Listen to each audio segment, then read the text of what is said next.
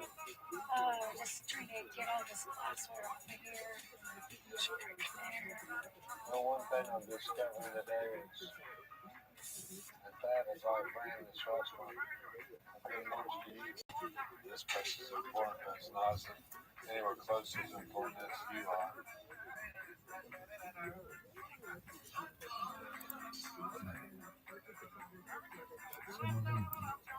My attempt to try and be strong, it's like I just become this cold shield. Day in and day out, you bust your ass and everything you can. I love you. I don't want to lose you. I don't want this place to tear us apart. I'm going to make this a day that changes our lives. Honest to God. I know I can.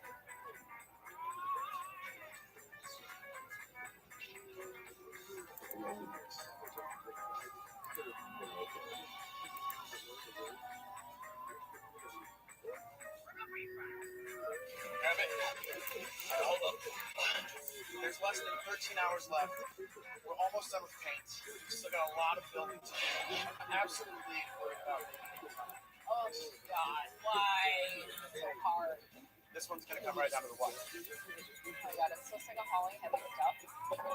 I have like 12 hours to go. With the hours ticking away, this ambitious undertaking is beginning to take its toll. Oh my goodness, me. Son of a bitch. That's why we can't have nice things. The sun is about to rise, and almost everyone is still hard at work. You see Pamela? And Greg? No? No? Anybody?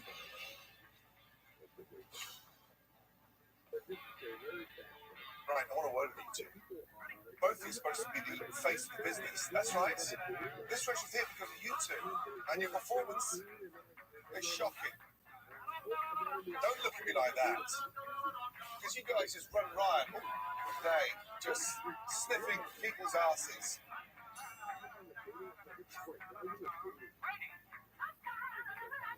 Right, back to business. It's been one hell of a long night, and this team could use an energy boost. So I think it's time to throw this staff a bone. Right, let's go, ladies. Gents, let's go, please. Let's go. Beautiful, Sam. Yeah, this looks about right. Ladies, come over. Come on, line up. Oh my goodness. Please. Right. Some of you can come down here as well. Dogs got their own table, their own menu. Right. Hey. Chefs, come and join us, please. Listen, launching a restaurant with a concept, whatever the concept may be, the food and service has to be spot on. So, I want you to pick up the knife and fork and dig in. I want you to taste the difference. Oh wow. I have to take a bite of this. The chicken and biscuits is off the grid. I can't talk with my mouth full. Right? Excellent. I think customers are going to flip for this menu. We're going to sell out of everything. Sid and the team have been relentless in terms of their dedication and their attitude to getting this right. They are so supportive. I've seen these guys working all night and go above and beyond. It's made me realize how much I need to step back and just let them do their job. Good. Solomon, Chuck, are you guys happy? Last bites? Yeah, let's head back to the questions. Yeah, good job. Well done. Now the Veg Bistro is back on track, the dining room's overhaul is nearing completion. Looks amazing. That's going to be great for the acoustics as well. Yeah. I need to make sure that this kitchen team are set up for success. Right, come in.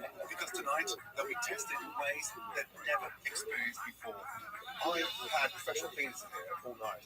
Oh my God. Not only is the kitchen looking brand new, I'm absolutely listed with state-of-the-art professional equipment from amazing blenders, non-stick pans. You are equipped top to bottom with everything you need. Amazing. One more really important issue.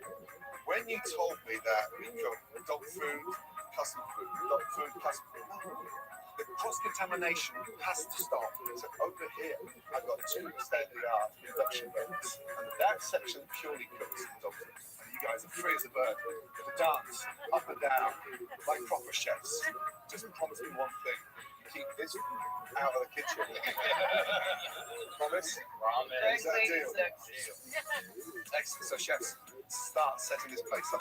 Excellent. Look at all this. What do you think? Oh, that's gonna make it nice and easy for tonight, huh?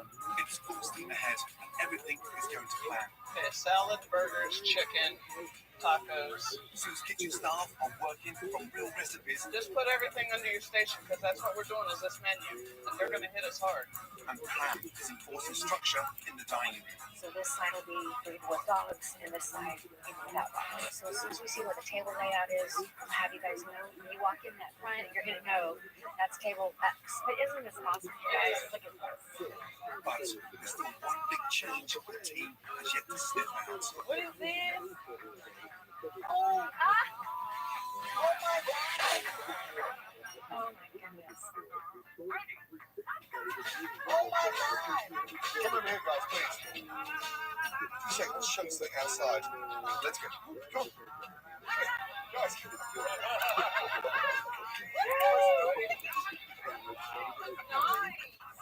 What an amazing dog park where they can run around and have some fun.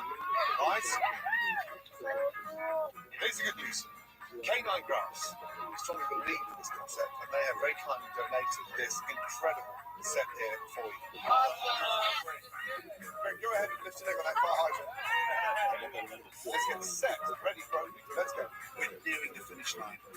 Not done yet, but we're getting there. So there's a white table. You bring that guy in, put him over here. With only minutes until the doors reopen, Are you good on your side? Yep. the team is making the final push to wrap up any last details. Game plan. We all have our stations.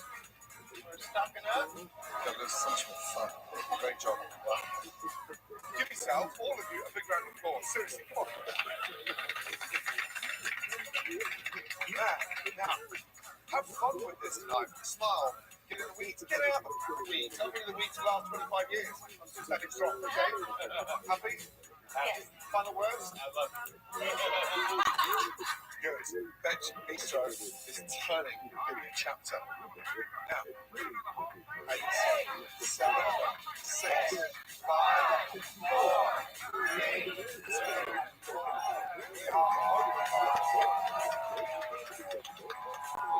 Welcome to the new Bench Bistro. Come on in. All right. Right this way. We're so excited. Thank you guys. In only 24 hours, we've given Veg a complete facelift. Nice. I like it. We've ditched the dowdy furniture and decor and implemented systems to keep things clean and orderly, like these portable dog beds.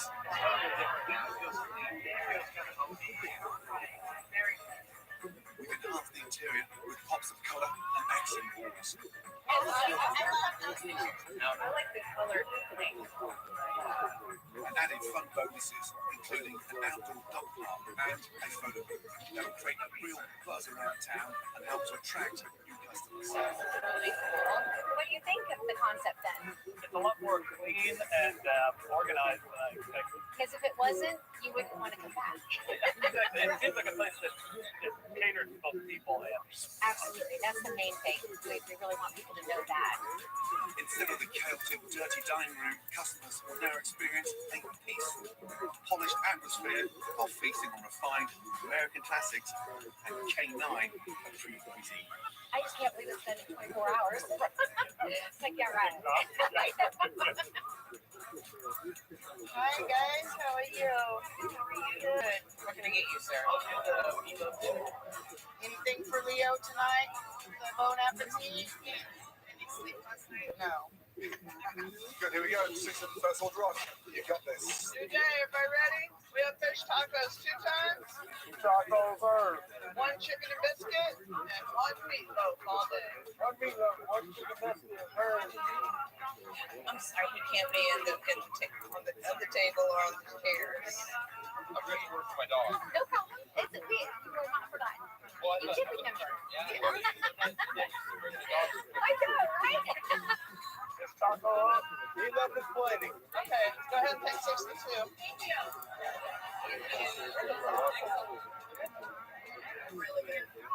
Well, what are you thinking so far? Great start. I really like it. Excellent, excellent. Good to hear. And meatloaf over here. How many burgers all day? 3 burgers all day. I got a question for you. Sure. Can I have that cream just a little bit more? Sure. We'd be happy to. This is too rare. Need a refire on a burger. Refire? Refire. Burger and refire. Have we refied that burger? Yes, we have 1 burger with refire. Chef Fancy, we'd like this maybe a little more, please.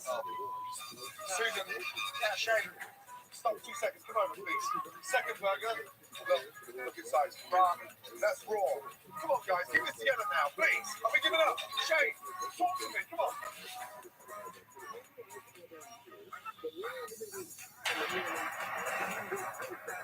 Shane, talk to me. Come on. Yes, sir.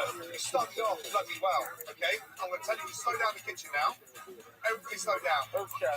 We're going to keep these standards here, guys. Yes, sir. So refire 2 more burgers now, Shane. Yes, sir. Bump in the road. Let's deal with it. And I'm looking for a refire, medium rare, and a refire, medium well. Burger's coming up in 10 seconds. Bam, bam. There you go. 2 burgers up. 2 burgers. Thank you, burgers. Thank you. Here you go. Make sure it's right this time. Okay. Thank you.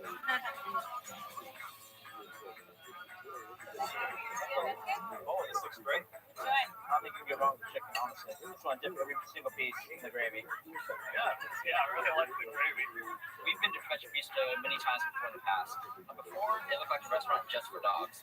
Now, it looks like a restaurant that regular diners can come to and enjoy. It's fun. Meatloaf dinner, how long, Brian? Coming out now. Definitely happy about the way everything went. As long as Greg stays out of the kitchen, I think we'll be happy. Doing great, guys. Keep it up. The food chain, everybody's attitude change, the dining room to the kitchen. That's what we need. That's what this place needs. 1 burger. Right here. Rock it out, Shane. Now we gotta come back. Yay! That was the idea. What's in there, look? It's empty. It's empty. What's that mean? That means they loved it. Delicious food on table 5. 50 plates. Okay, here we go. Hello, gorgeous. 2. 1 and big tires. That's great. Thank you so much. Please don't. Wow. I tell you, you sit in the middle. I'll be on the end. Sit. Good boy. There you go. Right. Look. 2, 1. Perfect. Look. You, me, Adam. Okay. More excited about the you and me part. Chocolate brownie time. It's really good. Right. Was that time? Feedback's been amazing. Buzz has been incredible. Customers are loving the food and the dogs seem happy. Yes, they They do. do. Yeah. Yeah. Stay together, stay united. Make this work. We will. This journey has been a roller coaster ride. It's been scary, it's been fun. It all came together and it's better than we could have envisioned. It's just an amazing transition, in 24 hours. You say more than a restaurant. No, come on. I'll bet you. Stop it. Here we go. Say that to me yesterday. Most important to me is having my husband back. Thank you. It means so much. Wow. This one was definitely for the books, let me tell you. When I first arrived, this restaurant was in total chaos. I met 2 owners that were far more concerned about the customers' bloody dogs than they were about their customers' food. And a kitchen with no head chef, and more importantly, not a recipe in sight. Hello. Beautiful. In under 24 hours, we transformed this kennel into an amazing restaurant. If Pamela and Greg stick together with their systems, I strongly believe that the dog days are finally over inside the Fetch Bistro. I don't know how many dog years in 24 hours, I feel like I've been here a week. Hey, Chef Ramsay. Welcome to the new patch. That 24 hours you spent with us seems to be paying off on a minute-by-minute basis. Of course, I'm staying out of the kitchen as instructed. There's taco to go. We're definitely so happy with everything. Thanks again. Talk to you soon. Bye-bye. Next time, I meet 2 of the most stubborn owners I've ever encountered. If you can't handle pressure, you've got to get out. In one of the most difficult transformations ever. Your kitchen is a war zone. I don't know if I can work with you or I have to look for a new head chef. This may finally be the one. Just 24 hours. You guys look. Can't get it done. I want all of you out of here.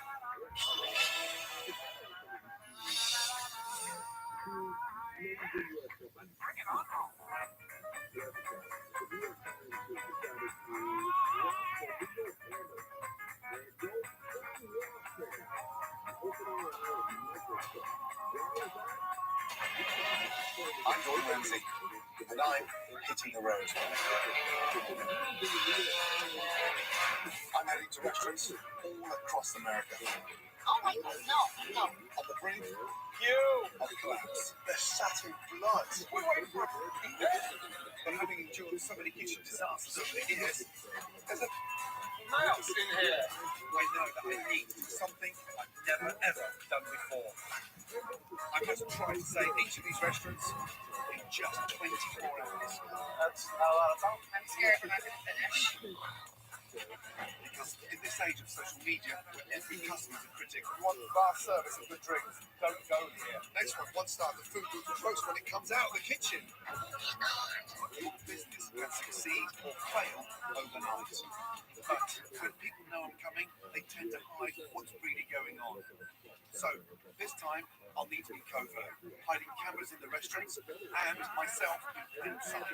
Catch the day, to catch them all red-handed. I'd stop you from eating in there, and this is the reason why. If I have any hope of saving them, that's the soul that come out of peace. I'll have to go to hell and back Oh my God. in 24 hours.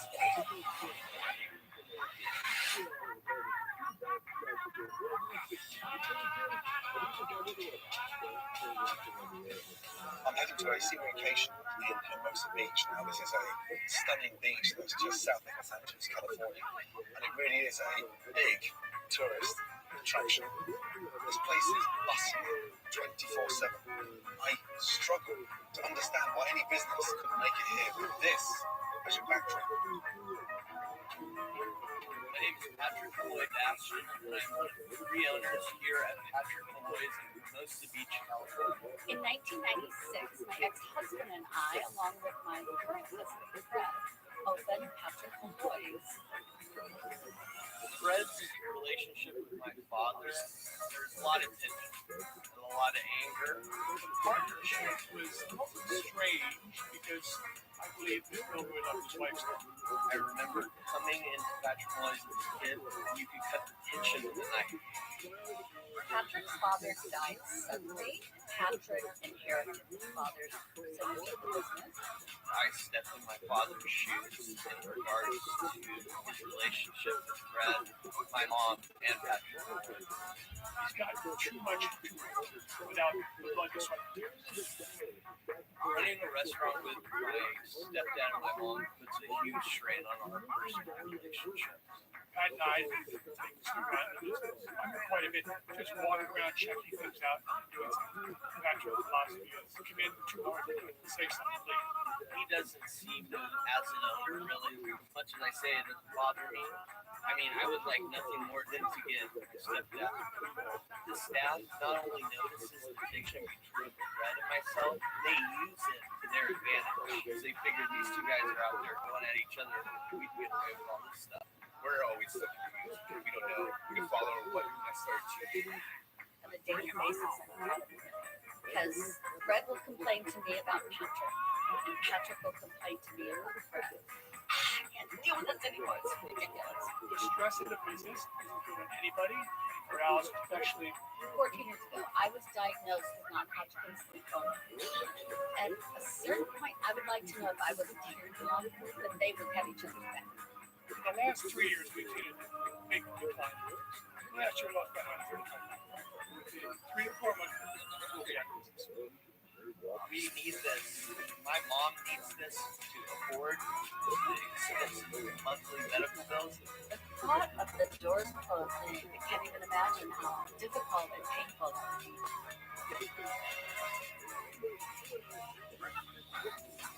They know that help is coming, but what they don't know is that help is me. I needed to know the issues before I even stepped foot inside. So my team told the restaurant that they are trying out for a renovation series. While they're being introduced, we installed hidden cameras throughout the restaurant and have been secretly recording surveillance footage since we left. Here's a planet. That is disgusting. Now, these people are in desperate need of my help, and the only way to assess how things are really that bad is to see it with my own eyes. Except this time, we're doing things a little differently.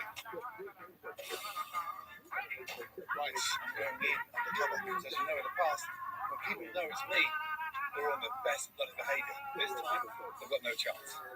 So, let's go.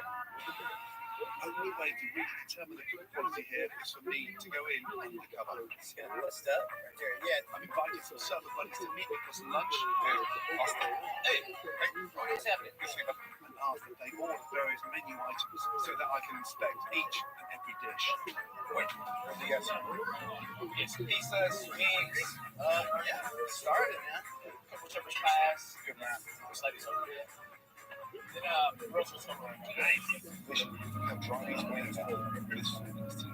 Guys, look at this. How do you start eating that?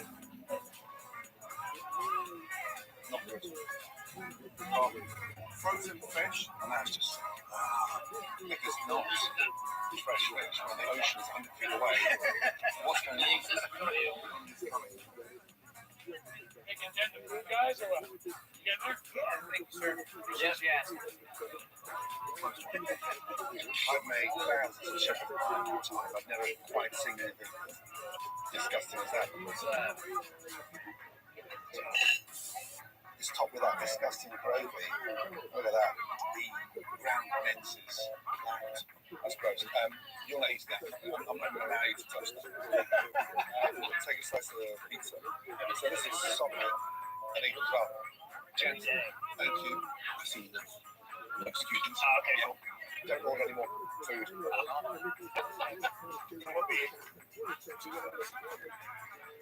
Oh boy, that was bad. That was really bad. Now, time to performance. This restaurant, clearly, has given up.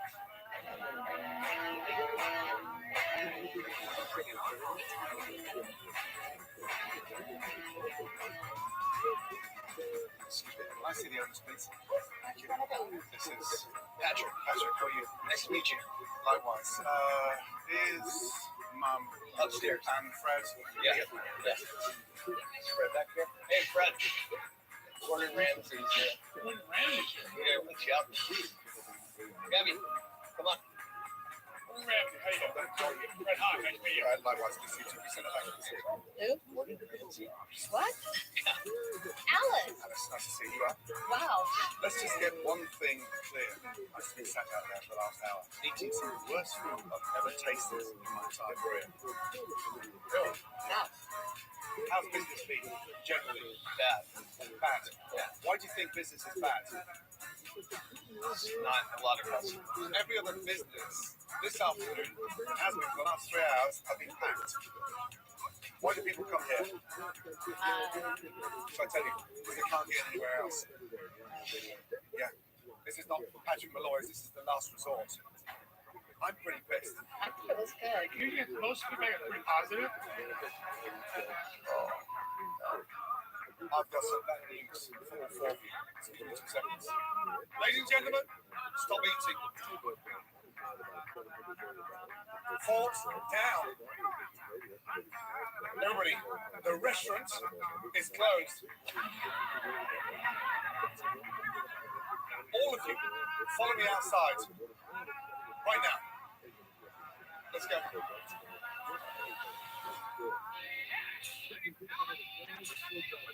Let me introduce you to Hell on Wheels, the heart of my command center. And more importantly, every individual behind there are serious experts.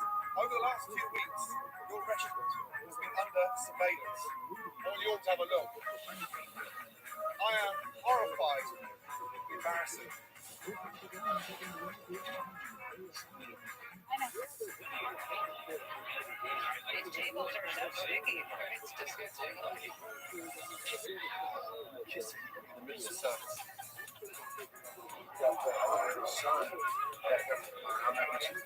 Tyranny did like I don't care about that though. Actually, Oh my God. I want to be out of here 7 years ago and I can't get out of this. I'm not I need some standards and I run this place. I'm going to do that. And you don't do that. Gross. Wow.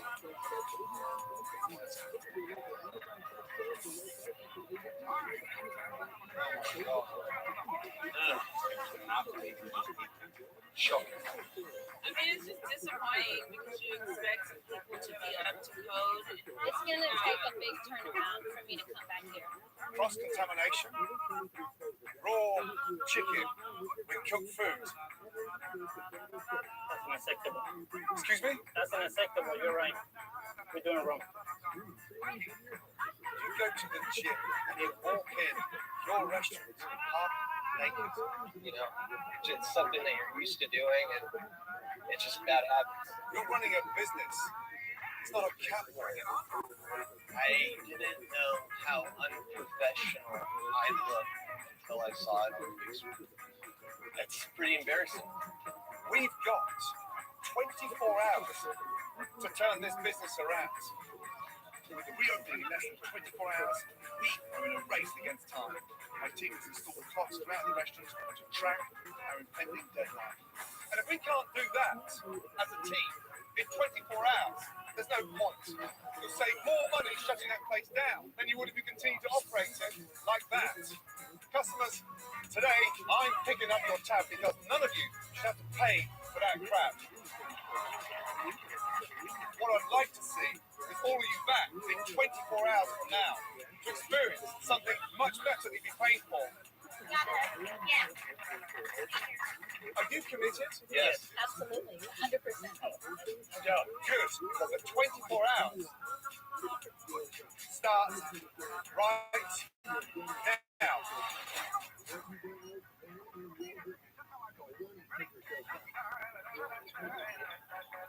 Now, get on your phones, talk to your families, and tell them for the next 24 hours they're looking to see you, and I need you here, and get all the staff together. They want to see you back in that dining room in 2 minutes from now. Hey, so I'm not going home tonight. Yeah, so I'm staying overnight basically. I thought you were saying I am serious, Fred. I'm having chest pains. My chest is so tight. 24-hour period is, to me, is somewhat mind-boggling. You know, in the business itself, to get to this point, construction, what happened in 24 hours. Okay, right. What's going through your mind looking at some of that shocking footage? Why has it got to that? Just complacency. Maybe we haven't seen as much leadership as we probably should have seen. Who's running this place? Fred. Who's running this place? I see the most of friends. I would say I feel like no one's running the place right now. The restaurant. What? That's you, right? So why have you checked out? Because according to my footage, customers spend more time here than you do plus the day. Have you given up? Yes, I've given up. So if you've given up, what kind of message is it sent to the team that sat behind you? Not a good one. No, they've given up. You see what's happened? You're just going through the motions. There's just no attention to detail. When we can't nail a chicken wing, do you have any idea what that says about us? That's the wing left over from Monday night. What? It's Friday. So you cooked them Monday and just reheated them? I want to be real, yes. It's last time you went online and read some of these reviews. Listen to this. Great potential on the patio. Like a great place to stop in with some friends. Rooms were dry. Overall, disgusting. If you want fast service and good drinks, don't go here. Terrible service, even worse food. If you look for delicious breakfast, go elsewhere. Always didn't pay attention to my boyfriend who was the only one with no food for 25 minutes. Does that hurt anybody? Makes me feel terrible. Listening to that. It's horrible. It's embarrassing. Sorry, but we all have to be accountable. You're their boss. And to move forward, we have to have a complete different mindset in here. We are losing time. I am dying to get this place going. I want to introduce you to two incredible designers that are going to help renovate this place. I'm going to hand you over to this team. Kitchen staff, I want to see you now. Anything that'll come off the ground, you can take outside. Just start pulling chairs, tables, anything out. We have less than 20 grand to transform this mismatched cluttered bar into an elegant gastro club. We'll open up the layout by removing the bulky walls and dividing the wall. Then we'll update the lighting and decor to unite the character of a traditional club with an amazing modern style. I need to inspect the kitchen with Gabby, Fred and Patrick. Based on the surveillance footage, I fear what I might find in there. When does this kitchen get cleaned? We don't do it clean. We don't do it. Terrible. I've got no dates on here. I've got no reference. Who leaves these potatoes in there like that? I'm in charge of everything. Your kitchen's a war zone. What in the is going on in here? Like pretend when I went with you. Would you eat that? Is that the power of grape? Yes. Just taste that. That's what's going on top of the shepherd's pie. Shepherd's pie house. Shepherd. Yes, sir. Airplane. Look at that. Do you have any idea how long that's going to sit in there to get like that? What do you do with that? But do you have any idea the thousands of dollars on the menu thrown out? This business is hemorrhaging. And it starts right in here. You can do better than this. And you too. You don't have to be a top executive chef to realise how bad this is functioning. So, Fred, you've been running this place. Why would you make the business so dysfunctional? To be honest with you, I wanted the other business. I just kept coming in and out, not focusing enough on it. Then you bring it together. Gavin, I want all your team in here now. I want this place absolutely spotless. Good shot. Like, wake up. What are you doing? Fred makes the decision, so we get lazy. Think I'm becoming a loser. I don't want to be a loser. With so little time, I really need to understand why this kitchen is such a mess. Let's get some fresh air. So, I need to speak to Gabby, chef to chef. What's going on? I don't fit with the way it is. But I'm not allowed to make any change without Fred's authorization. If I do change, then I get in trouble. So you can't make any changes unless Fred says yes. Yes. And the wings? We have to tell Fred how many cases do you want for Monday. So Fred's telling you this? Yes. For me, it feels like you don't want to be here. I think you've given up. Maybe a sweet guy, lovely man, love that. But right now, I'm not seeing the chef with any. I can't feel your voice, I can't hear your voice. I don't know if I can work with you or I have to look for you, the chef. Which means you feel you deserve to be here. Feel guilty? I feel bad, then I just want to walk away. Gabrielle, seriously? Yes.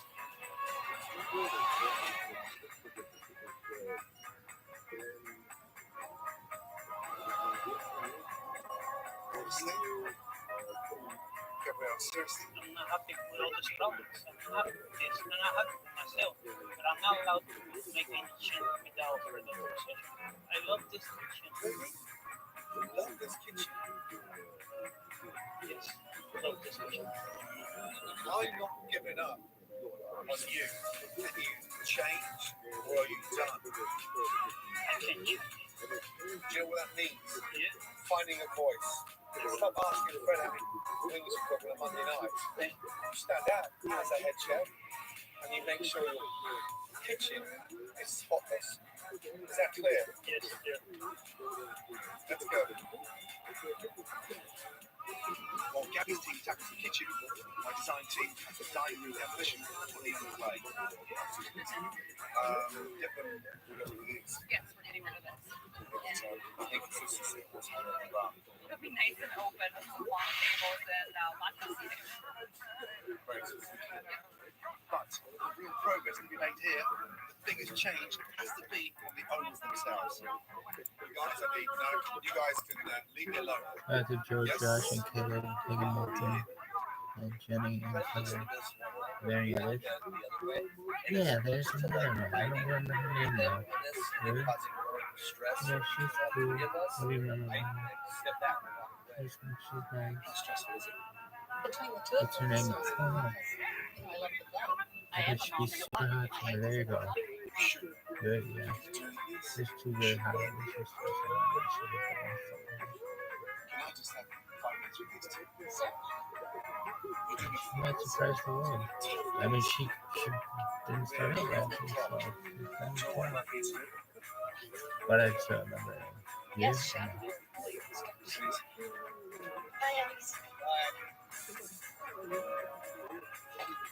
That is a lady. It's okay.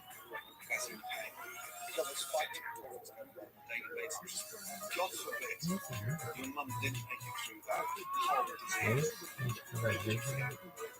Terrible. Wow. Is that correct? I don't think you just realise just how bad off. Is that it? You both need to watch. I would be out of here 7 years ago. I can't get out of here. I don't know. Guess what? Sonny, he's 31. He's leaving. I don't want to leave one. So I put my CB. I've seen too many restaurants shut their doors because of puny owners. What goes through your mind? Look at this movie. Whoosh. Definitely angry.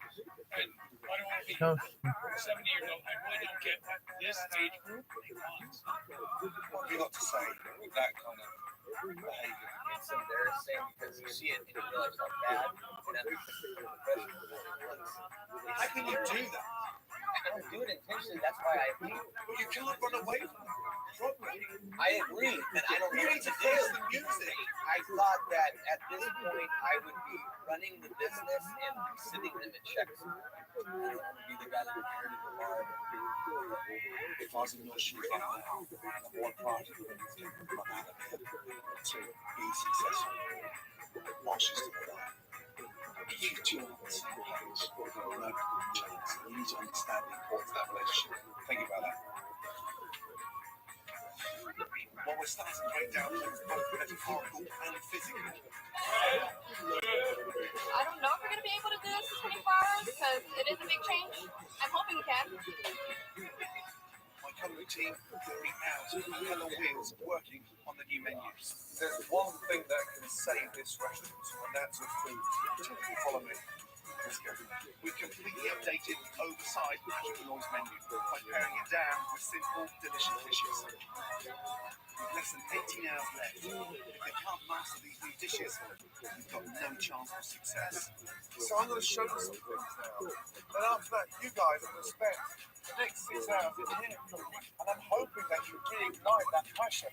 So the most amazing Caesar salad, dressed properly, not soaking wet. From there, a steak frit, savoury, seasoned beautifully, and these beautiful little corn beef Reuben sliders. And this baby here, that's what you call a shepherd's pie, tacos. Look at the colours, how vibrant that is. Spicy wings, the savoury, fresh, delicious. That's okay. When do you think they're cooked? Yeah, 8 minutes ago, not last Monday. So,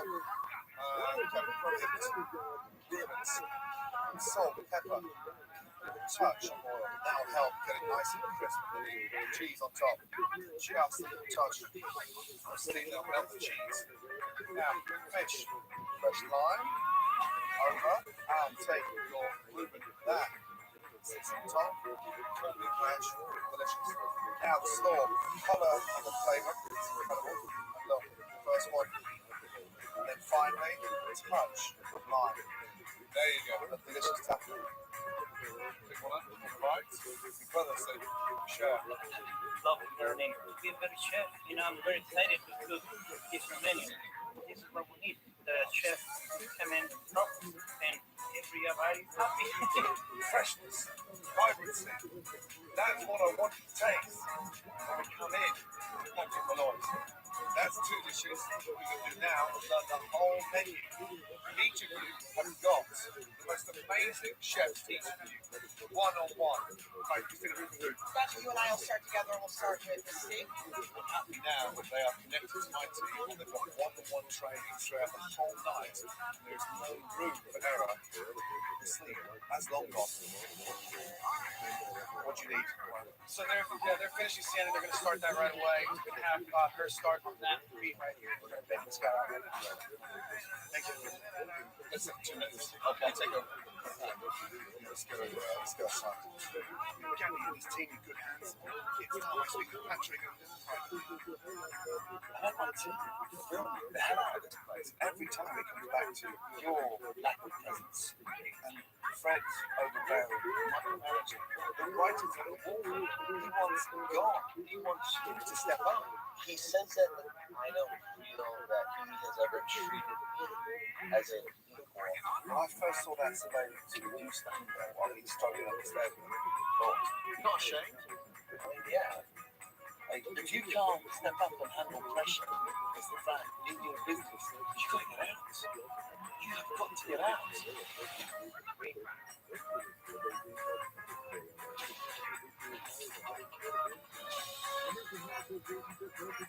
If you can't step up and handle pressure, it's the fact in your business, you've got to get out. Have you thought about stepping down? No. Then you can't walk around like a dummy. The past 10 years have been a cycle of the same, and I don't have that fight in me anymore with Fred. I feel like it's never been fun. As a kid, there's so much tension between Fred and my dad, and I always told myself I wouldn't let that happen. And then when I see this footage, I realize, man, you do the same thing that you hated as a kid. Do you know that? Yeah. Do you know how you could really you need to find a happy place? Fred, you need to sort that out. Really? Let's get back in. I'm fully committed to saving this restaurant. My one big hope is that Patrick is prepared to do the same. I hope we're able to finish the renovation in such little time. It's now almost midnight. The hardest part is staying awake. Brittany's asleep in the back. Just don't say I said it. Gabby and his team are making excellent progress learning the new menu. That's a good medium rare. That's nice, Gabby. Look at this Team Ramsey. Yeah. Those have got the second video. But these two owners can't commit to working together. It won't matter how good the food is, the restaurant will be lost. So you can't go on like this for another 5 years. You can't work the way you work. I really don't want to. You're 70 years of age, you just step away and let them step up and become chefs, and they need to kill. Make it happen. Above all that, the most important person you need to start trusting is your partner. Do you trust them?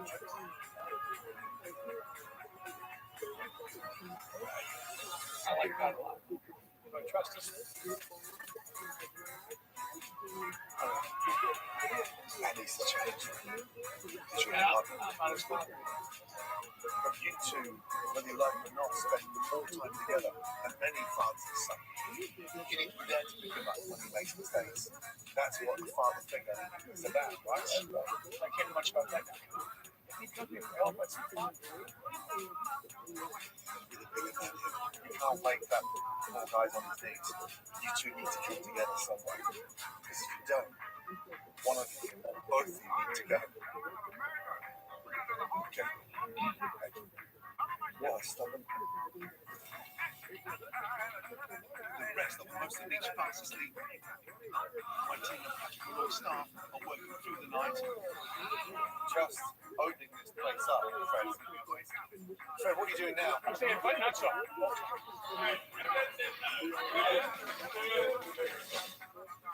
Is that bolted on there? Yeah. Renovation this week never comes easy. And that's your workout for today. The reopening is 9 hours away, and there's still an enormous amount of work to be accomplished. You guys look. That's a good sign, by the way.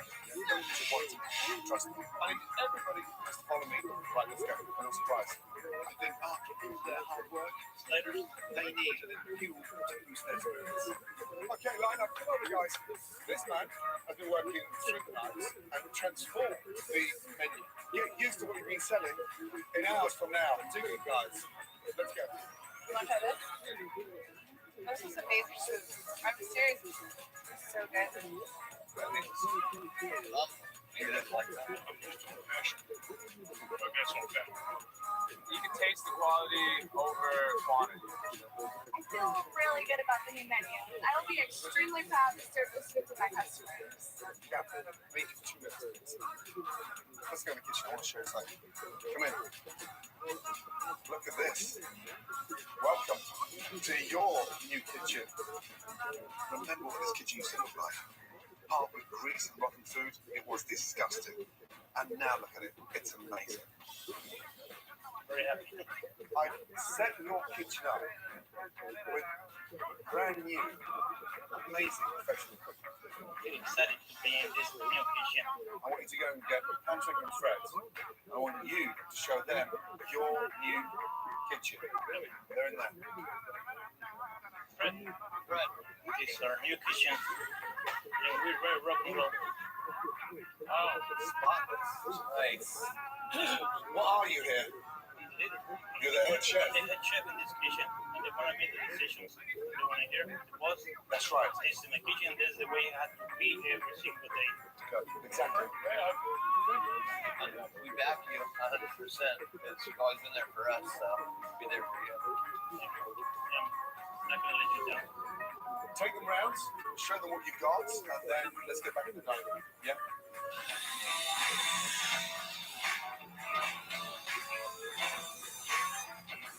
Well, Gabrielle's definitely found his voice. There's no two ways about that. So I think that guy's weekend is fine, but more importantly, he's now starting to tell the owners that I want commitment, I want freedom, and I need to be supported as the head chef, which is refreshing.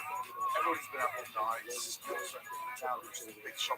The only one area of concern right now is with Pat and Fred. I'm not convinced.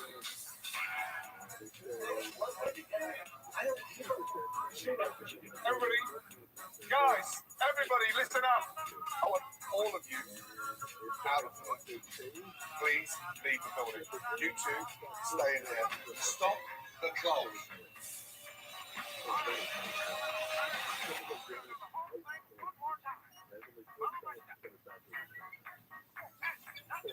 Stop the clock. And I've stopped that, by the way, for a reason. Is that I'm not convinced that you two are on the same page. But what have you done together to sort out the issues? Okay. I actually told him, you start taking over, he wants some information, I'll give him. I'm ready to go over and I'm going to help. You're saying it will change, but I'm not feeling it. Can you feel the change? No.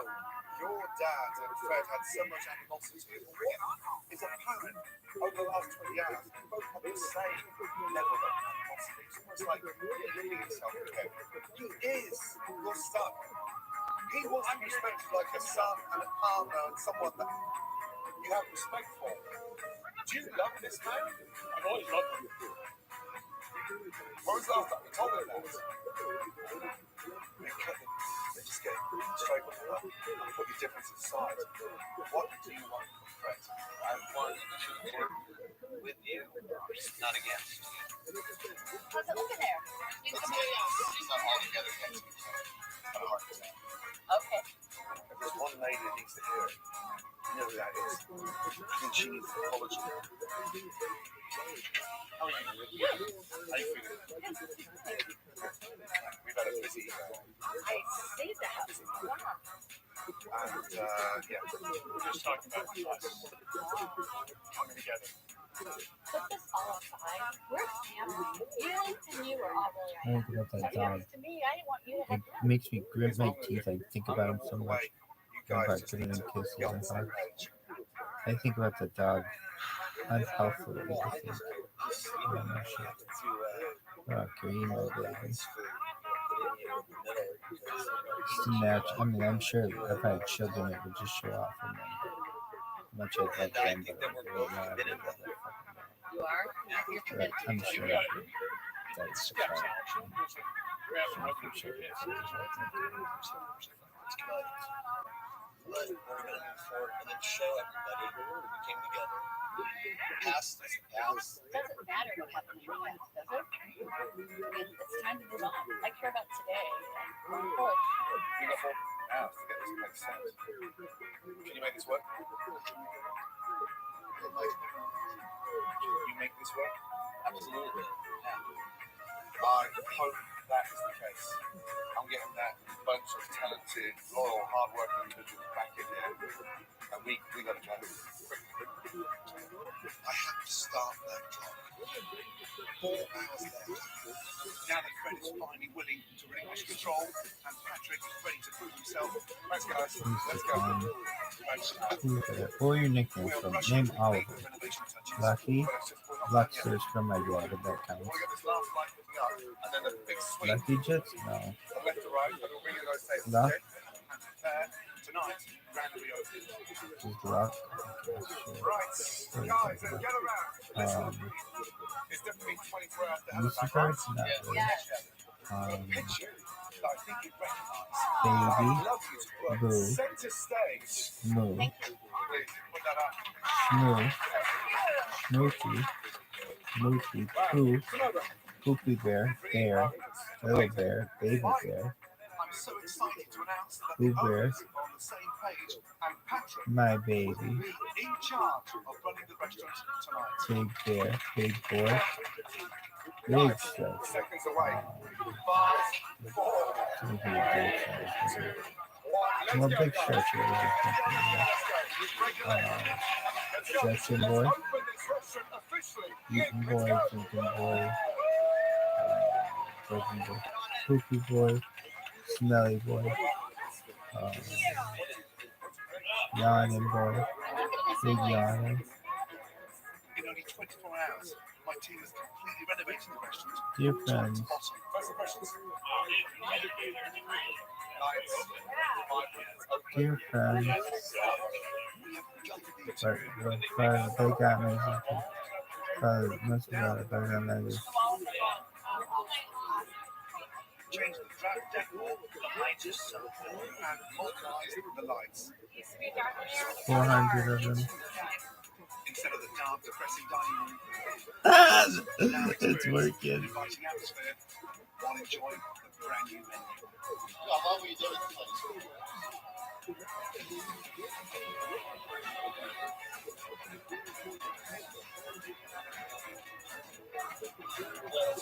Okay. That's tight. Why don't you two take a seat below that picture and enjoy me and let me handle this? Guys, I got a bunch of new tickets, okay? Get an order as soon as you can. I got These are two of the that. owners here too. No, You guys got? We're just right. Are we missing your food? It's okay. What's missing food? What's wrong? 200. Hey, guys, where's 200? 200 is literally this. I'm just waiting on steak free. It'll be out in about. Okay, perfect. Steak free, Gabby. Gabby, I need to hear you. Give me a double egg really quick. I need a double egg right now. Come here. Come here. There's now 20 tickets waiting for food. You can cook. Yeah. Just talk and cook at the same time now. All right, chef. Are you the head chef? I'm in charge in the I kitchen. want to hear you. Yeah, I'm in charge. I'm the chef. Head chef in the kitchen. I'm coming back in there in 30 seconds, and if I don't hear you sound like a head chef, I'm taking over.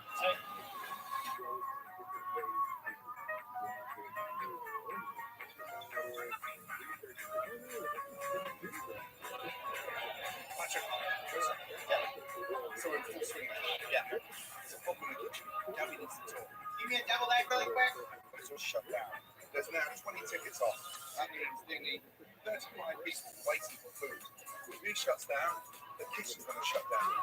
Get him to talk now, please.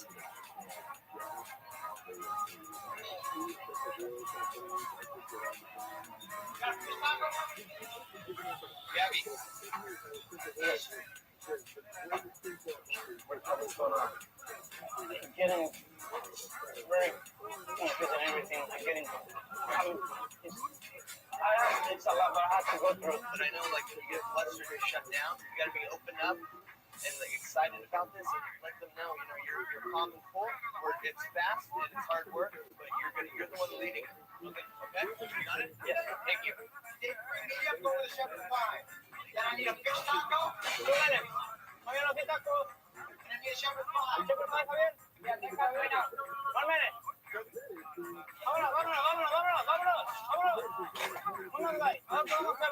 Patrick, that's what you need to do. Okay. Stop that. That's where your smile really gives you. Because I know it's a difficult situation out there. Right. How we get over it? We get the back up. He's cooked. That's what we want as a team. Yes? Yes.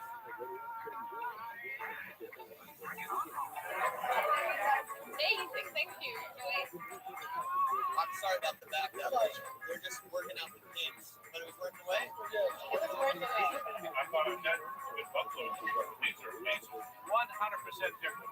I mean, the fish was delicious. We sampled almost everything, and it was really good.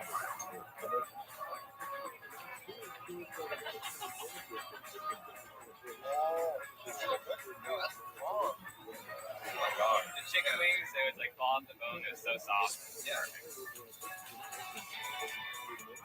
My time's done. I've got to go. There's another restaurant waiting. Sad. I would like to say thank you. It's been a tough but incredible 24 hours. It's been the hardest 24 hours of my life, but the most rewarding. How you think? It's the most bonding experience. This grand reopening gave me the opportunity to show Fred that I really have the knowledge and the work ethic to take over this business. The potential of this business is exceptional, but more importantly, you two, it's imperative that we stay together for health and happiness.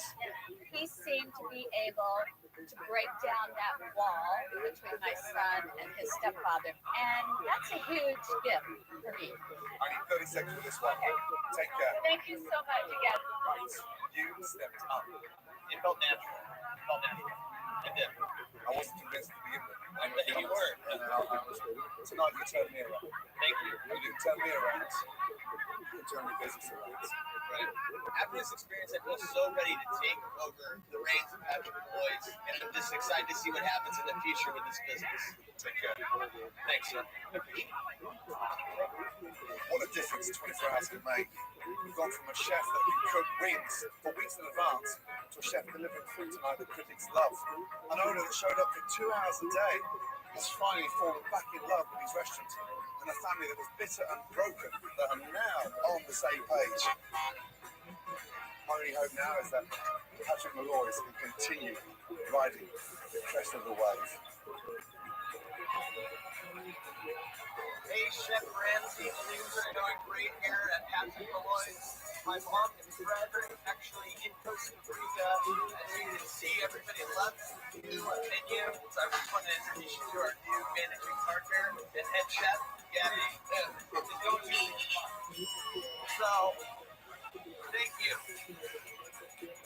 Next week, I'm in Sacramento, California, home to Sandra D's, No, it's not me, it's him. where the combative owner, If y'all ain't got my back, then I ain't got y'all's back. there's the door, and room staff Hey, little bitch, look at the name. What you do now? What did you do? will light the fuse. What's up, Gas container. do next to a furnace on an explosive 24 hours. You'll put on Sacramento yourself in the videos.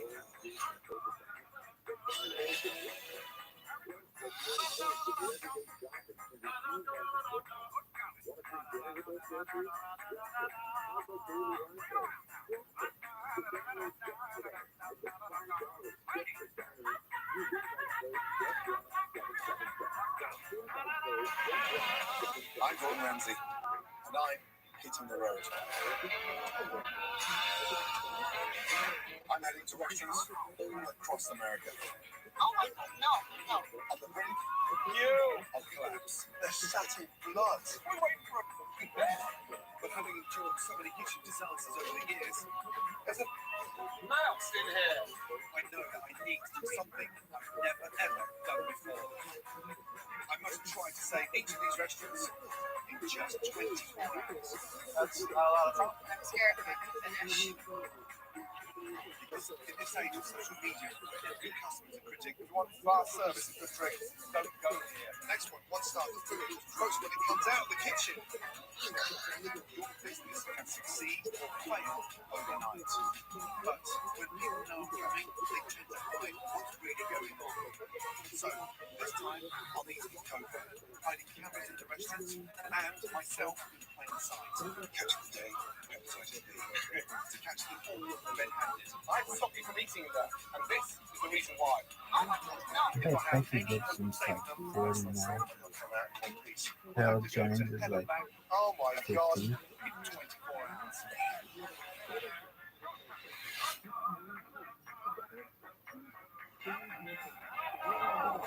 Steve Silverman's like 50.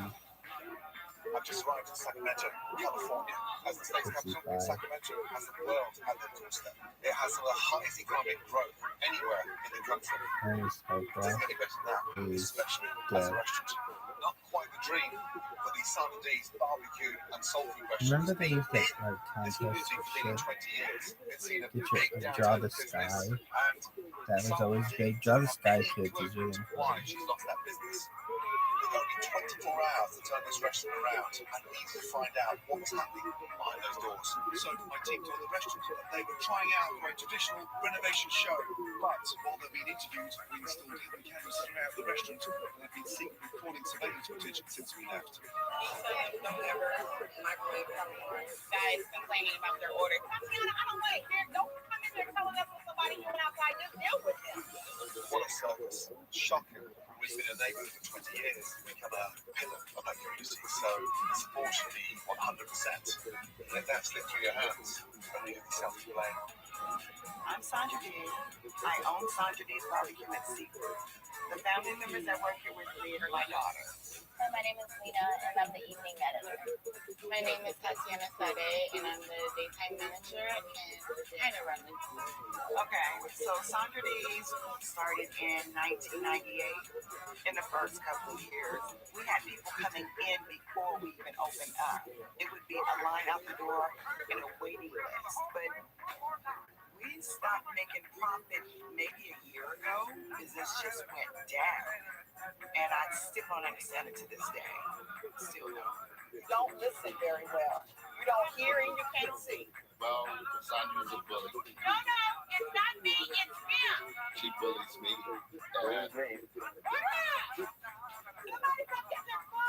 You deliver the order. Tatiana feels that she can get an attitude because Sandra have an attitude. You guys work report? Yeah. Follow me. I don't have time. What was your favorite nickname for Lucky? Smoothie Bear? Or Smoothie or Baby? People towards complaining about everything. Like them training on the elf. Kind of. Yeah. Besides Jerry that, I Come would say like the Snuggles. consistency Yeah, of the food. Bear, No, Baby not Bear, Yes. You're wondering why the Movie restaurant is falling apart. Baby. Food is bad. A proper place like that looks nasty. I feel bad giving it to customers, but I don't want to get yelled at, so I have to do what I gotta do. Did you guys start on this one? What the hell?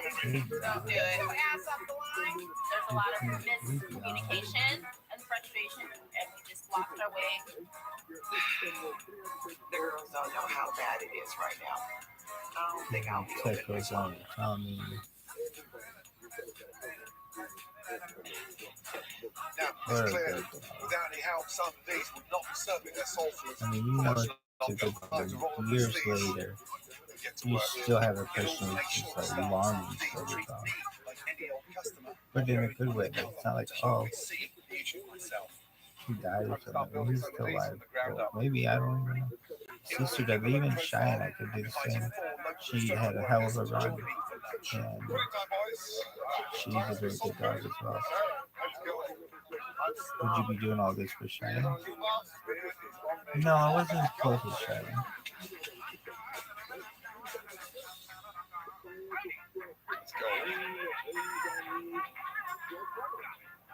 The outside of San D's gives off soulful vibes, paying homage to great musicians. Well, how many? 5? Follow me. But the inside is another story. A plastic leopard print barn, fake plants covered in dust, and fabricated brick walls that look like they were damaged in an earthquake. That's some top-notch masonry right there. With a decor this upsetting, we need some confidence.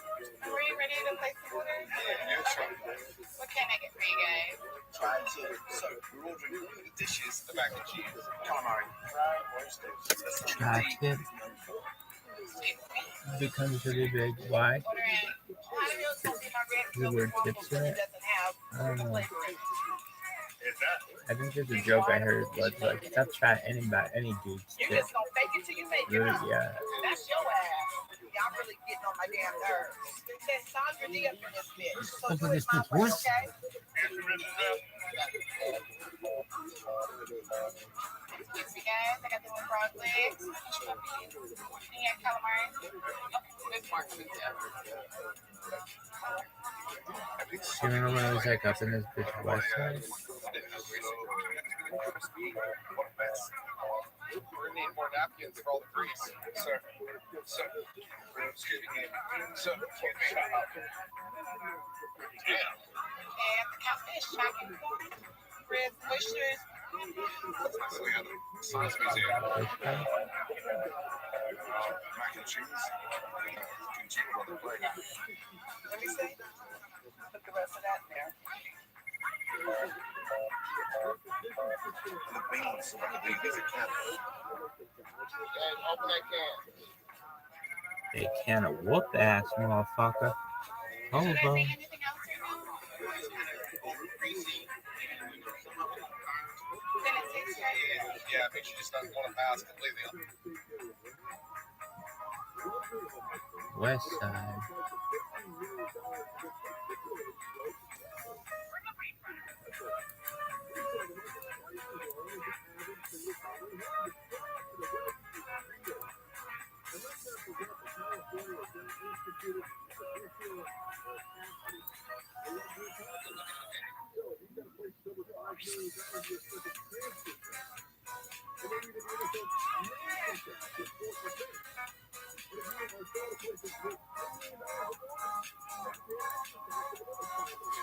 Yo, shit.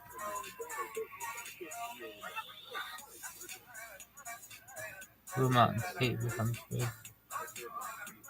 There is? There should. Guess what? Too awesome. What the hell happened to the song? The dirty key.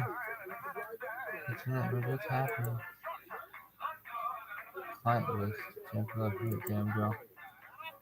Let's see. I know I can't, but I'm still looking to see if I can see it upstairs now. Oh, it's made too big. Aww. This is big. Aww. Gucci Daddies. The hell is that? The hell is Gucci Daddies? I want to know. Kevin Conroy, the Garfield Friends, the PJs, the big. Andromeda. Dark Dynasty, big. Unsealed Alien Files. Ooh, that's good. I guess they're unsealed Dog the Bounty Hunter, big. Hell on Wheels. Oh, that show is already taken. Yeah, so what's that called now? 24 Hours of Hell and Back or some shit? And this is Hell on Wheels. And so I'll miss you. Luther be big. Thrillers. First time. How about Crime? Boss. The Border. Street. Average Hitchcock. Come on now, you gotta be able to find something.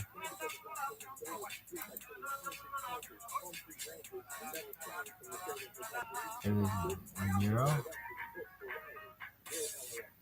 Comedy. None of this shit is funny. Really? I mean, it's not. I'm sure it's hilarious. Amen, man. Come on, amen. Sanford? No sun, just Sanford.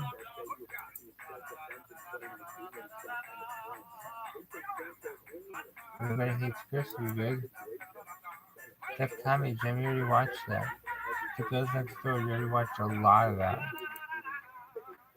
I don't like it. No, you can't watch that. Why? She called a man. Drive on comedy.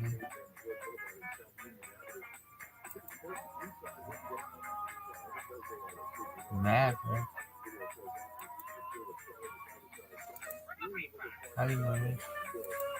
Just that. What the hell was that? Dean Martin Celebrity Roast. This is the best. Heaven's Evil. This is the best. Yeah. These things. Why are you watching this? Because when I was gonna die in law school, they'd say to me, "So how you doing?" And I'd say, "I'm up in there." Oh, you know how I am. John Carson.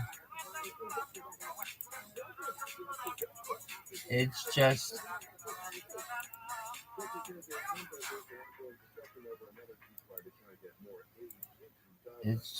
the Dean Martin variety, the Dean Martin celebrity comedy. What would I call it? The Dean Martin celebrity roast wherever I go, or something like that. That's what you said? Yes, sir. Here's to watch this whole thing. Ladies and gentlemen, the Dean Martin Celebrity Roast, honoring the man of the hour, Mr. Bob Hope, with tonight's guests, Flip Wilson. Flip fucking Wilson, dog. Who's good? Howard Wilson. That's funny. I'm not doing this. That's good. Girl. No, Armstrong. Oh my god, he did something.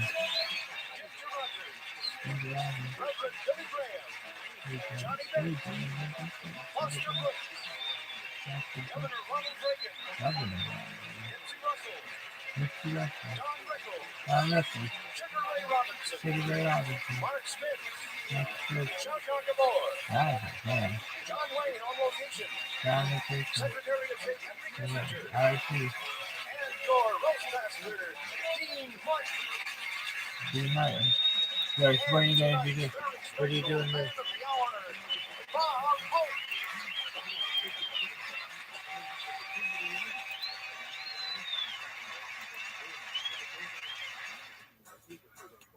This is the most sensational happening since they found Toady Field's pantyhose in the backseat of Wilbur Mills' car.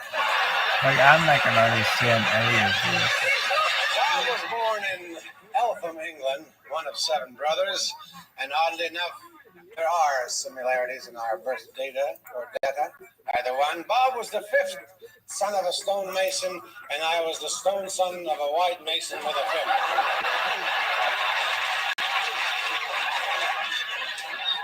There was very little excitement in the town of Eltham, England, except on Saturday nights. That's when the townspeople sat around and waited for their polygrip to harden. What? As a young boy in England, Bob never had much to say. He couldn't afford writers then. In the late 30s, Bob was in vaudeville and then starred on his own radio show. When World War II broke out, Bob Hope volunteered to go overseas to entertain our GIs. Bob holds the singular distinction of being the only civilian who was ever slapped by General Patton. All during the war, Bob was always where the action was, the wax barracks. During the Italian campaign, when the bombs fell on Salerno, Bob did a heroic thing. He threw himself on Sophia Loren. 9 times he threw himself on Sophia Loren. And at Bob's last Christmas show in Vietnam, it was Ho Chi Minh himself who said to Bob, "Sang Tu Tang Namanuhu," which means no more bring Jim neighbors.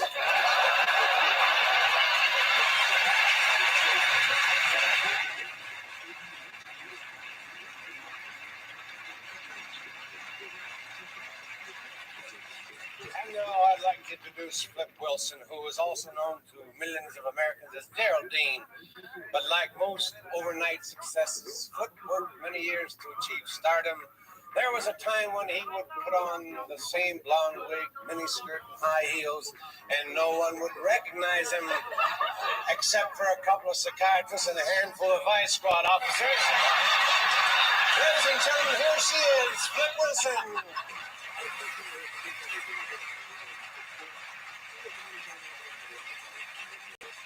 First, I plan to talk about Bob Hope's contribution to the advancement of black people.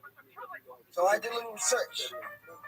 I found out that Bob gives stiffness. Then I remember there was one area where he must have come across with a little bread for the brothers. I said, there had to be this one area. I mean, this had to be a lot for us. So I checked it out. Nothing. Found out he washes his own car. So my subject tonight will be golf. At least we have that in common, Bob. I play the game too. I don't have to tell you what my handicap is. You told me when I tried to join your club.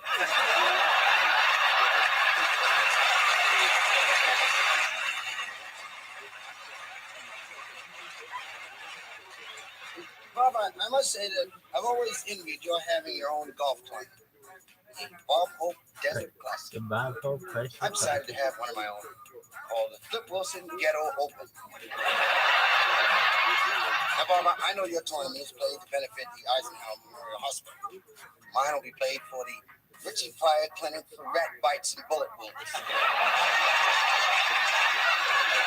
The winner of the tournament will receive $36,000. Or if he prefers, $100 in actual cash. In case there's a tie, it'll be settled by sudden death. That way, we won't have to play an extra hole. In addition, we're going to have some special prizes, too. For instance, if anyone makes a hole in one, he wins a car. The exact make and model to be determined sometime late that night.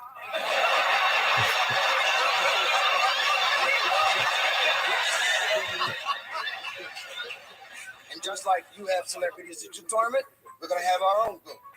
You had Billy Graham, we're going to have Reverend Ike. You had Dinah Shore, we're going to have Mom's Maiden. You had Spiro Agnew, we're going to have Spiro Agnew. The worst thing.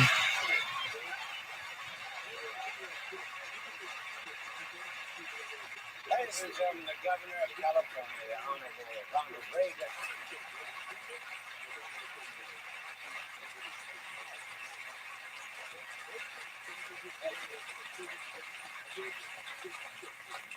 Thank you, Dean. I was a little surprised when I was asked to be here tonight to honor Bob Hope. Well, surprised isn't exactly the right word. Annoyed. I've got a lot of important decisions to make in the next several weeks. Like, do I go with Beacons or stick with U-Haul?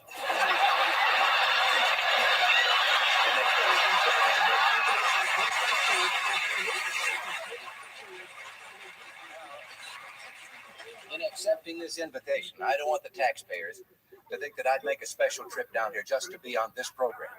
Now, that would be frivolous. Just happen to be in town anyway for something really important. A guest shot on Hollywood Squares. Seriously, Bob would do well in politics. He certainly has to be one of the most familiar faces in America. He's entertained over 10 million troops, seen by more than 100 million TV viewers. And if you throw in the 27 people who've seen his movies, you have a pretty sizable constituency. Listen, I'm the last one to criticize somebody's movie career. I've had a few disasters myself. I don't criticize governors either.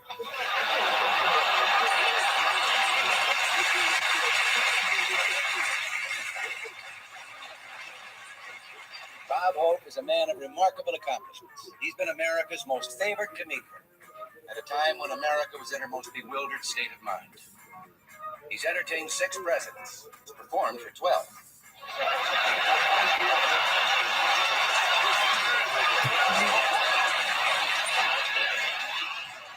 Seriously, Bob, I know that over the years you've received many tributes and awards. It gives me great pleasure to tell you that in honor of this occasion, the state legislature has unanimously passed a bill naming you California's foremost citizen. I vetoed it.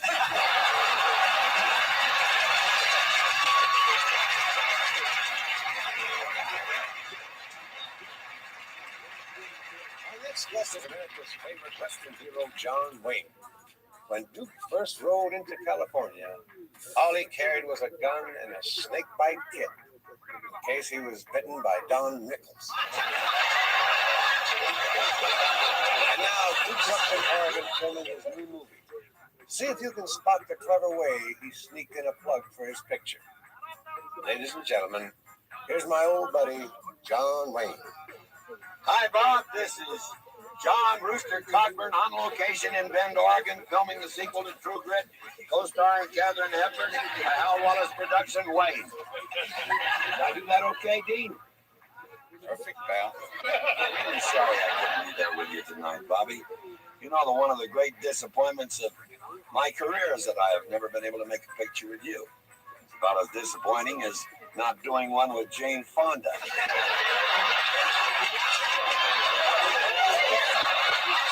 I gotta go now, Bob. My big scene is coming up. We have got a little problem. Hepburn thinks it's her big scene. See you, friend. Have a good road. Bob Hope has one of the most hectic schedules in the world. A typical week may find him in a dozen cities, 10 different countries. The responsibility of flying him to all of his commitments, such as the roast tonight, rests on the shoulders of one person. Ladies and gentlemen, please welcome the man who has been Bob Hope's personal pilot for the last 32 years, Captain Foster Brooks.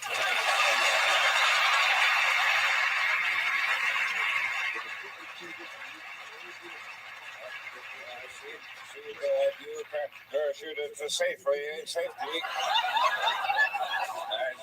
As I did. I hate laying those great big gray things down in the dark.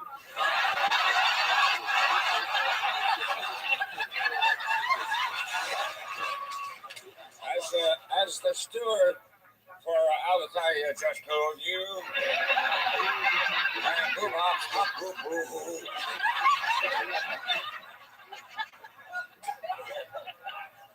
I am Bubba. I am our host's personal pilot. So far this year, we've logged 3 million miles together. Most of them trying to find this place.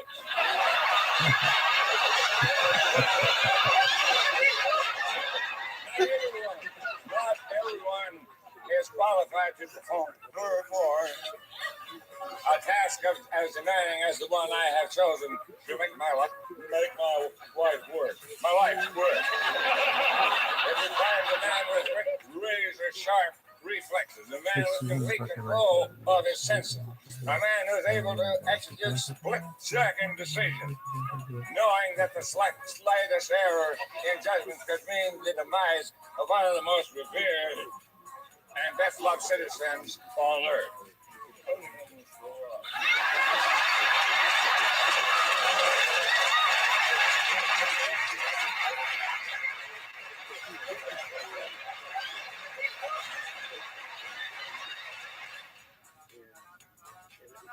Bob, a lot of your friends and admirers couldn't be here tonight. So they sent you some wires. I'm going to read this. First, it says, "Dear Mr. Hope, you probably won't remember me, but you said many, many years ago that when you made it big in show business, you'd come back and get me. I'm still here in Cleveland. Your wife, Dolores." I think it'd be very grateful for this last one. It says, "Dear Bob, I've been trying to get your attention for some time, but you've been too preoccupied. I feel this is important enough to send a telegram. Your fly is open. Signed, Jimmy Stewart."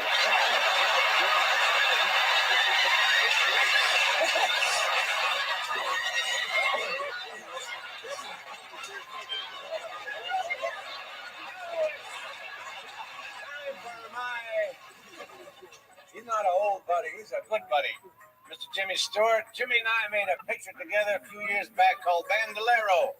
In the picture, Jimmy could draw his gun in less than half a second. But by the time he said, I got you covered, everybody in the picture was dead.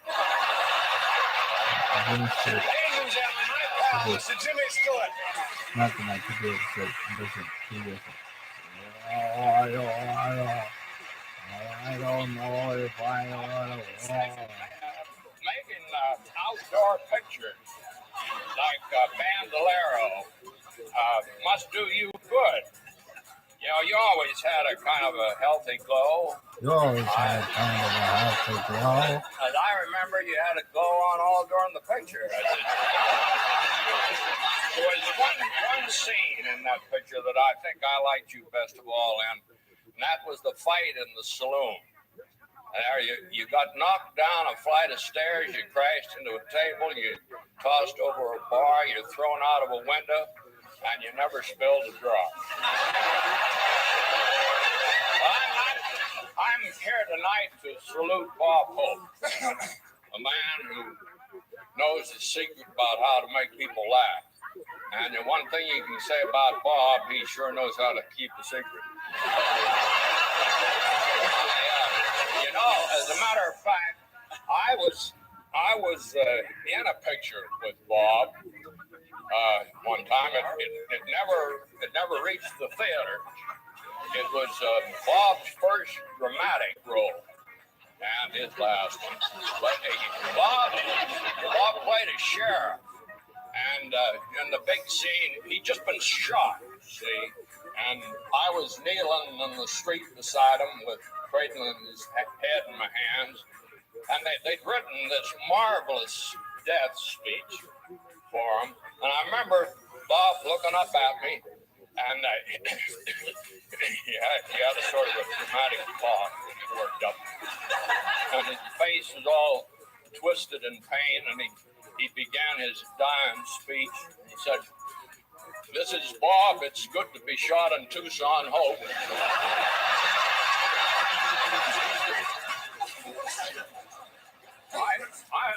I want you to get those two guys that shot me.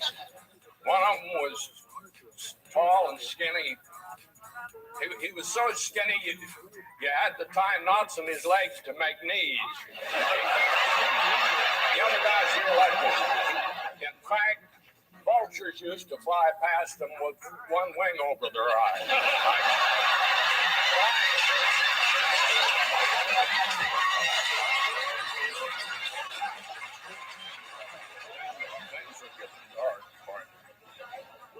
Things are getting. We've ridden a lot of trails together, you and me. Most of them side saddle. But as I was saying, I owe you a lot. I owe you a lot, partner. So, thanks for the memory.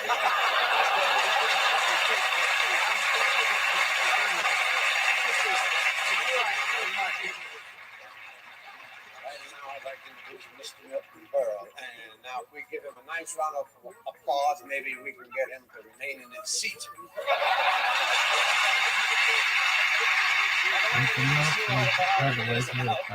And it should be a bestseller. It has sex, violence, depravity, and obscenity, all handled with exquisite taste and dignity. Ladies and gentlemen, Mr. Milton Berle. I am very, very happy to be here tonight to honor my good friend Bob Hope. He and I go back a long time, back to the days when hot pants was a condition.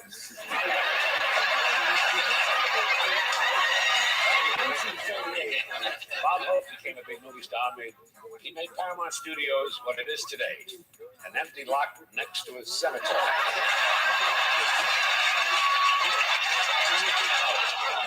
I'm sorry, that's when Bob Hope in those days thought he was a lover. Good job, huh? Poor Bob. Today we're going through a sexual revolution just when Hope ran out of ammunition. This man I'm talking about, this Burger Reynolds of the menopause set. Where does he get his energy to keep working the way he does. It's very simple. He loves to keep busy. He loves to make people laugh. And besides, Dolores wants him to get the hell out of the house.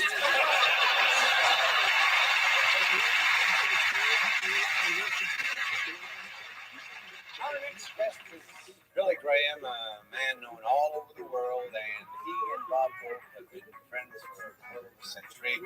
I count Billy Graham among my friends, too, even though the first time I shook hands with him, one half of me went sober. It is now my pleasure to introduce the Reverend Billy Graham.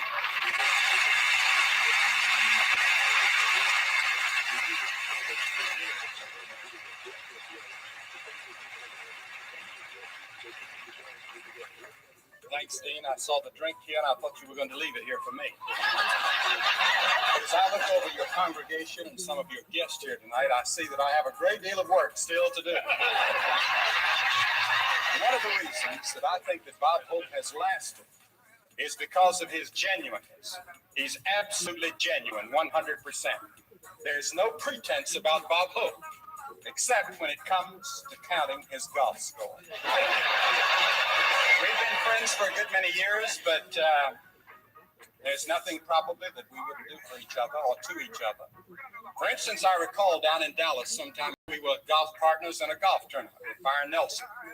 And Bob asked me to sign his scorecard. And I had to refuse on the grounds of the 9th commandment. Thou shalt not bear false witness. So you know what Bob did? Bob signed my name to the scorecard on the grounds that there's no commandment that says, thou shalt not commit forgery.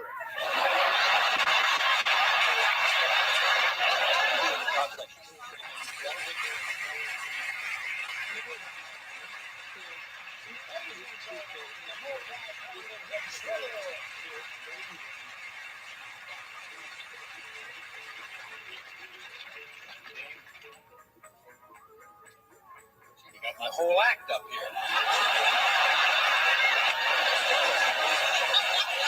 And there's Howard Cosell, pretending to have a good time. But I'll tell you what's really on his mind.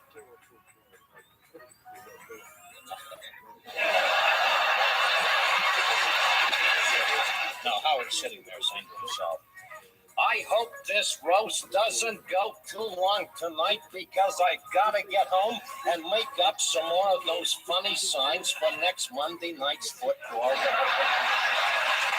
Very good impression. I like those stuff. You know what he's thinking? Now remember, it's Bob Hope, Bob Hope, Bob. Now when you get up there, remember it's Bob.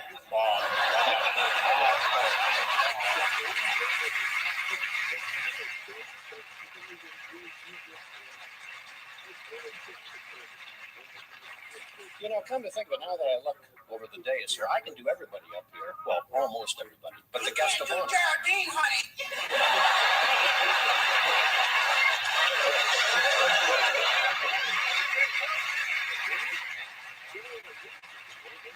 Yes, I'm King. You shut your mouth. The only person in the world that can do me is kill a honey.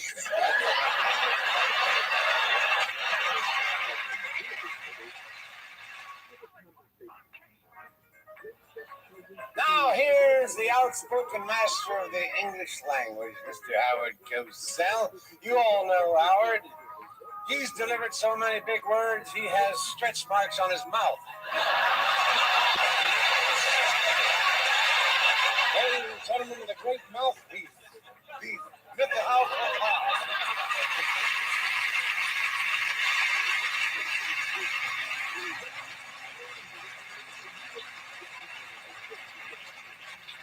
You know, my good friend, it's a specious honor to be introduced by an artist like yourself, who has made, ladies and gentlemen, such staggering contributions to American music. Who will ever forget the memorable content of those lyrical and poetic phrases? When the moon hits your eye like a big pizza pie, that's amore. Or the never to be forgotten button, Gino. ViralRabbi. Oh, oh. ViralRabbi. Oh, oh, oh, oh. But actually, you look great. One looks at you and knows it's the orthopedic tuxedo.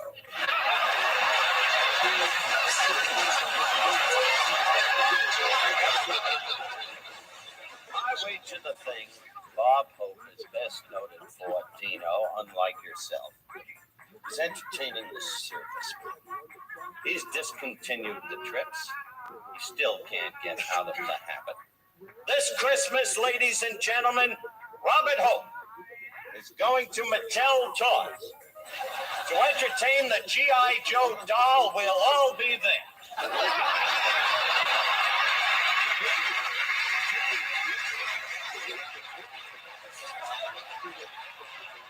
Howard, you're great with words. Nothing with jokes, but great with words. Ladies and gentlemen, the Sunshine Boy, Mr. Jack Benny.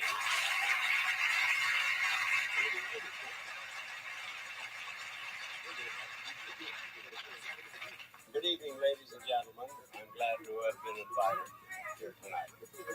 And I'm sure you'll hear some wonderful things said about Bob, but not from me. For the benefit of you who may not be aware of it, Bob was born in England, and the first time he came to entertain to America was to entertain the troops at Valley Ford. In fact, Bob liked entertaining the troops so much, he decided to make the trip every Christmas. And he did this at a great sacrifice. On every one of these trips, he had to take with him Jill St. John, Anita Ekberg, Raquel Welch, Anne Margaret, and the Gold Diggers. I wouldn't go through that ordeal for $100.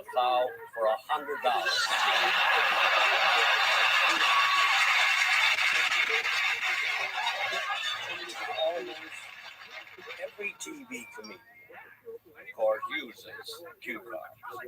But Bob's the only one I know who uses them at house parties.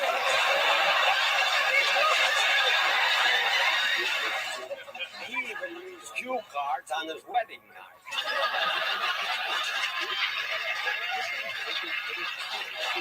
Can you imagine a man not knowing what to say on his wedding?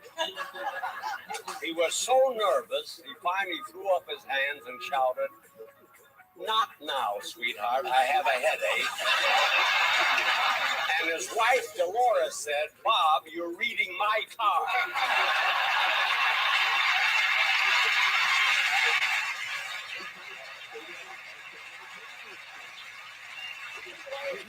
Guys out of the boy and her marriages. I don't know why. She's only had 5 husbands and 4 of them were her own. One she threw back. She was over her limit for the year. Ladies and gentlemen, a woman of whom the 4th Hungarian Cavalry once said,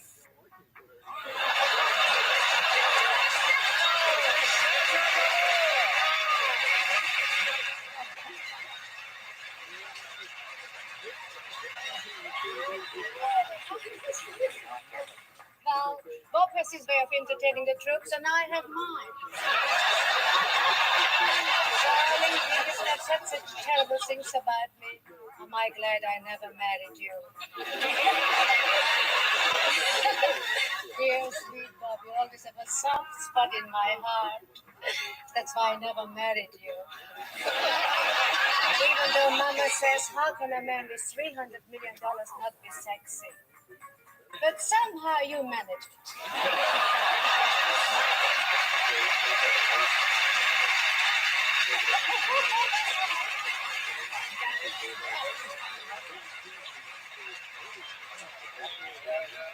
your monologue lasted much longer than one of your marriages. Ladies and gentlemen, Mr. Nipsey Russell. Mr. Drink? He heralded a praise celebrating Bob Hope tonight for his accomplishments and his deeds. Bob did a benefit performance in Watts and opened the show singing Bye Bye Blackbird. Followed by Me and My Shadow. Followed by a mysterious fire in his house.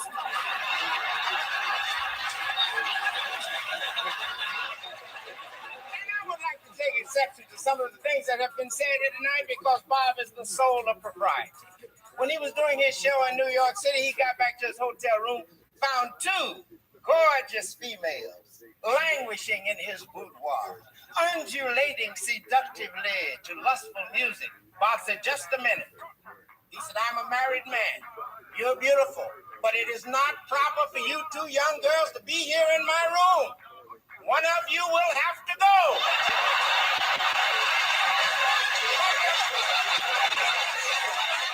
Tonight I rubbed elbows with the governor of California. I had to rub his elbow. He wouldn't shake my hand. And I appealed to Bob. I said, Bob, tell the man that it's time my people took their rightful place in society. Bob said, your rightful place is in the rhythm section of the band. But anyway, I stand here as one of the few people who has had the great fortune of making a tour with Bob Hope. At one airport, I remember he rushed onto the wrong plane accidentally and sat down with some people being transferred to an institution for the criminally insane.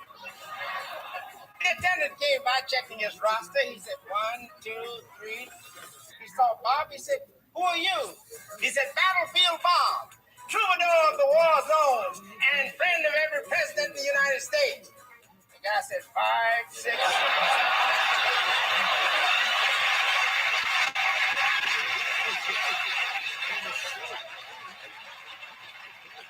Let me say that Nipsey is funny, I admit that, but let me tell you, uptown we got niggas like better than him when he working.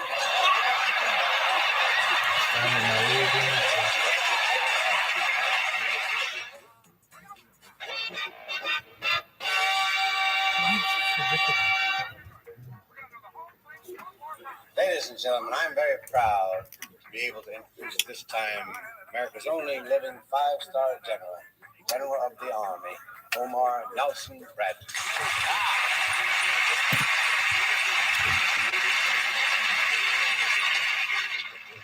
During World War II that I first met old ski moms here. I cannot deny Bob's great courage. Time after time, while flying to do a show, his plane was shot at, occasionally by the enemy.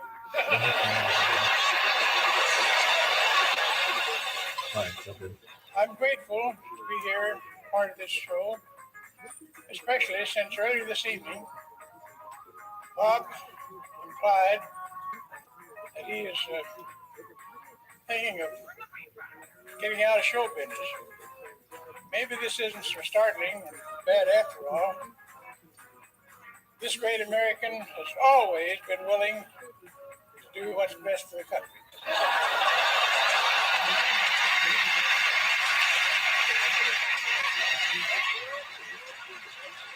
Ladies and gentlemen, the $6 million man.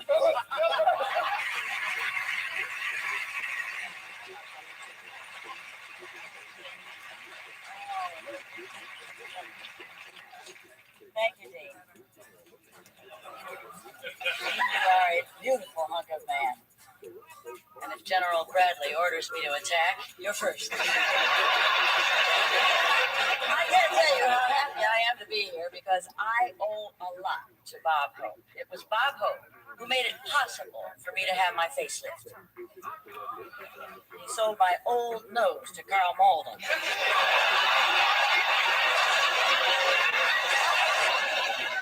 But when I first came to Hollywood, it was Bob who discovered me. I was working at a kennel. Testing flea collars.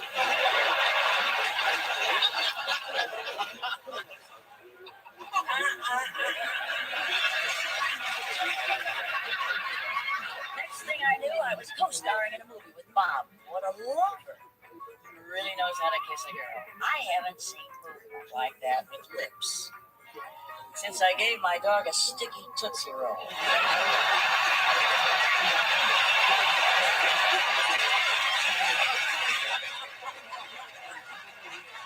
Now, I'm not saying the picture was bad, but the premiere was held at a photomat. Bob, darling, you made me what I am today. Depressed.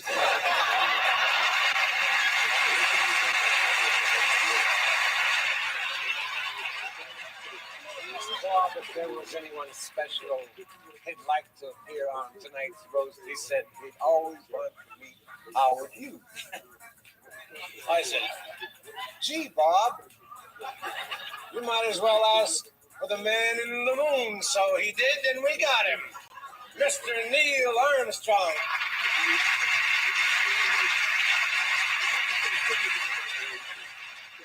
Shortly after our moon landing, Bob invited me to join him on his annual Christmas tour.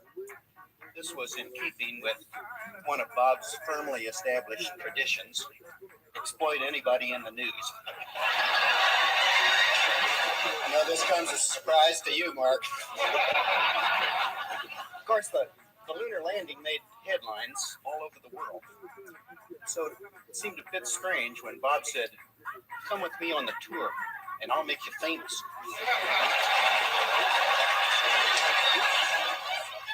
Bob, just to show you that there's no hard feelings, I've arranged a special treat for you. You often told me how you'd like to have a ride on a rocket, so I've fixed it for you. Your rocket is waiting on the rim of the Snake River Canyon.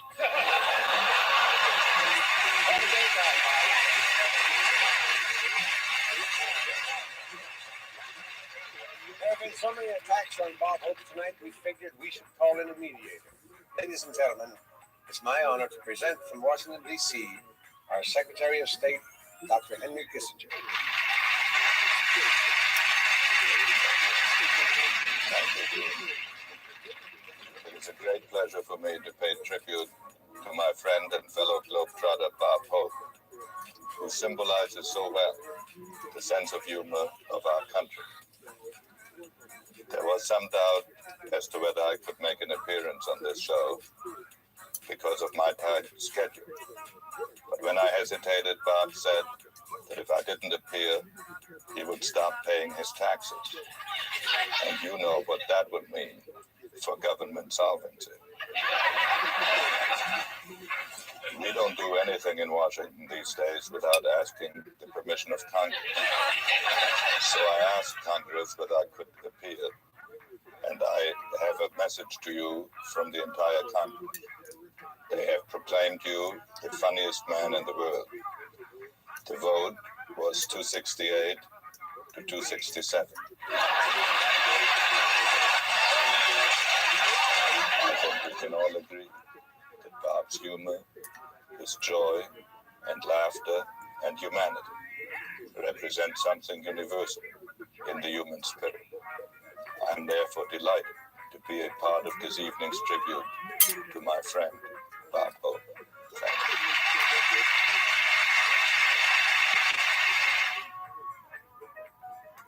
And now it's time to introduce the master of the insults, the only man who holds a black belt for hatred.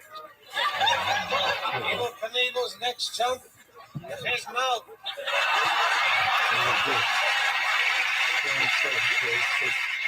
Ladies and gentlemen, I hope you've had your rabies shot because here he comes, Mr. Don Rickles.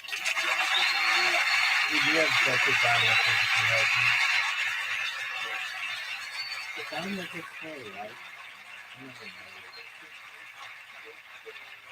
I said, your word of introduction. You would love the evening if you knew you were here.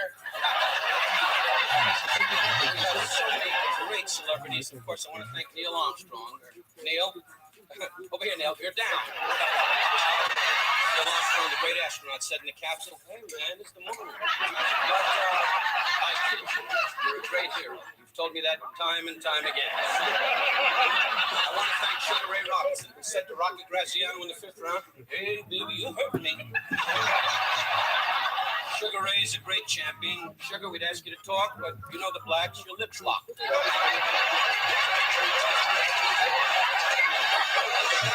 no booing, there's no booing. There's another outburst, we're gonna let Bob Hope get up and do his joke. We kid about great stars such as you, Bob Waugh, because you're old and washed up. But I tell you this, is he laughing? Take a look, see if Bob's laughing. If he ain't laughing, show him a picture of Jack. I'll tell you this, I kid Jack Benny, a great star, God bless him. Milton Berle, great people. This is wonderful being here at the home. And I say this from my heart. No, it's a joke, it's a joke. It's a joke. Take it back. It takes many years to be a great comedian. Sure does. You ain't reached that year yet.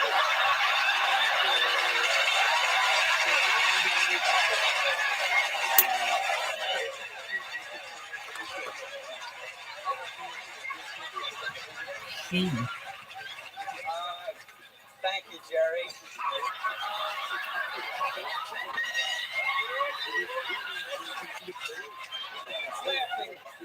And why not, Dean? There's a contract out for you. Plans to knock you off, Manganzo, Mangananzo. Bob Hope just turned around. Is he trouble? I kid, Dean, he's Italian, and we need the Italian people to find out where the mail goes. We need people like Bob Hope. He's not Irish, he's not Jewish, he's not Italian, he's not black. Just all American guy. When he was born, he came out of his mother with a flag wrapped around him. Jimmy Stewart, one of our great stars. And James Stewart, I'd love you. We'd ask you to stand, but we know the movement could make you ill. Jimmy Stewart has been a great star for so many years. General Omar Bradley, all our great stars. Governor Ronald Reagan was going to retire after so many years of good service. And Governor, I say from my heart, fed up with you.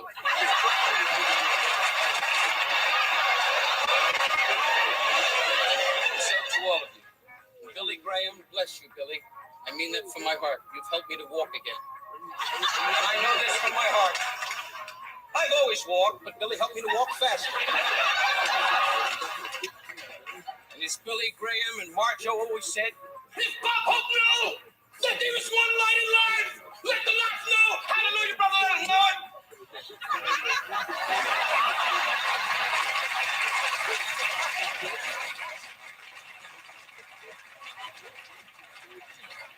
And so, in all honesty, America loves you. Our president loves you. You are America. And to you, Bob Hope, may God be good to you and yours. And I thank you for letting me be part of this dais. On behalf of my wife, my children, I am delighted to say I know Mr. Bob Hope. Bless you. Our next speaker is the person who, over the years, has been closest to you. Yes, Bob, even closer than Les Brown. For the past 40 years, your wife Dolores has raised your children, kept your house, and packed your bags. In fact, she told us that she sent you packing over 200 times, but you never got to hit. It's now my great pleasure to introduce to the audience and to you, Bob, your lovely wife, Dolores.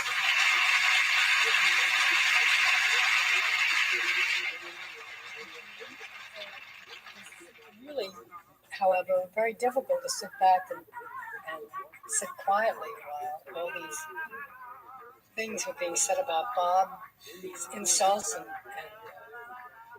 ridicules. Many times I felt like jumping to my feet and shouting, "Hear, hear."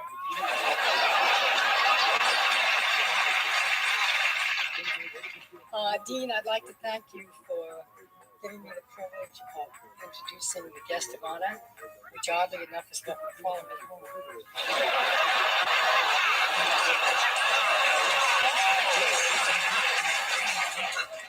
So, ladies and gentlemen, here's that moment we've all been dreading. The man of the hour, my Bob Hope.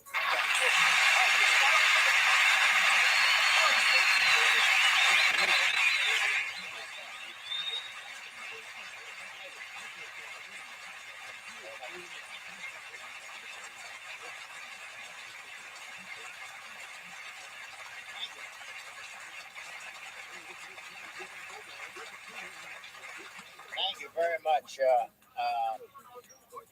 I wish she'd get steady work. No, it's nice to see her. I haven't been traveling too much lately, and I've gotten to know some of the family personally. It's nice to be here, Dean, and I wanted to tell you that I'm happy that NBC renewed your liquor license for another year. Don't you love the way Dean reads cue cards? If he doesn't like the joke, he breathes on it and erases it. Oh, it was nice of Flip to show. Is that all of them? Oh, I've never seen him before without high heels. Is that it? Oh, thank you, Flip. No, I really miss Flip's theory. He has to face the facts. He's good, but he's no Sonny Bono.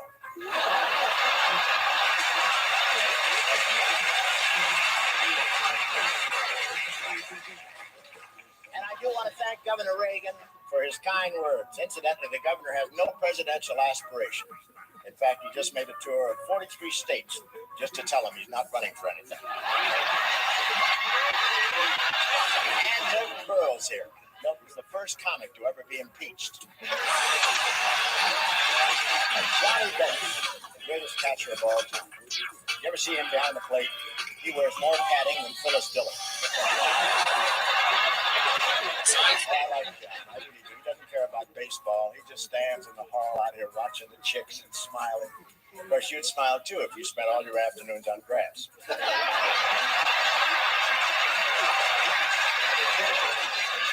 I really enjoyed Phyllis Diller, the girl who inspired that great movie, Psycho. How well she looks since she had that operation. It's a miracle. It was over a year ago. The stitches on the right are still holding.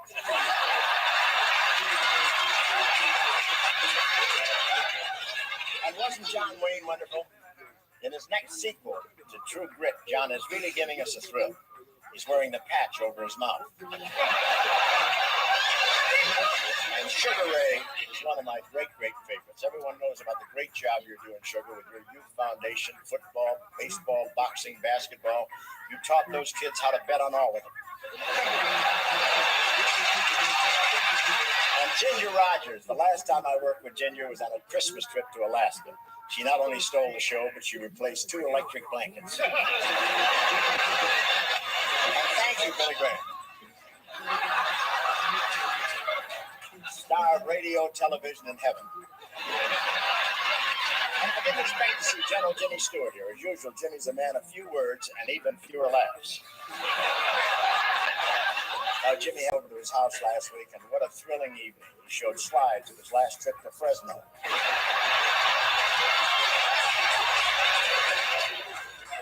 And it's nice to see Zsa Zsa now that she's free again. Oh, I'm sorry, I should have said divorced. She's never been free.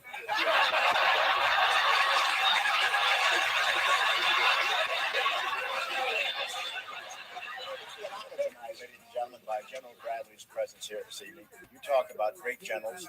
On June the 11th, 1944, he was parachuted behind enemy lines and under cover of night, snuck into the heart of Berlin and single-handedly captured Marlene Dietrich's garter belt.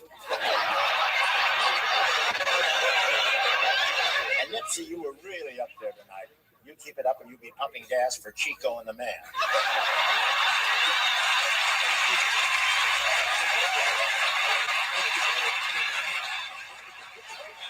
And Don Rickles got some news today. He was made poster boy for Tidy Bowl. Don, I just can't figure out why you're doing commercials for Right Guard. You should be on for Raid.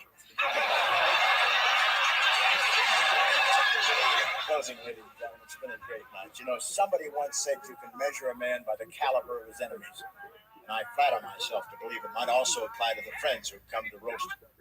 If I am right in that assumption, and it is rare that I'm not, then I thank all of you giants of our business for the size your affectionate malice lends to me. Thank you very much.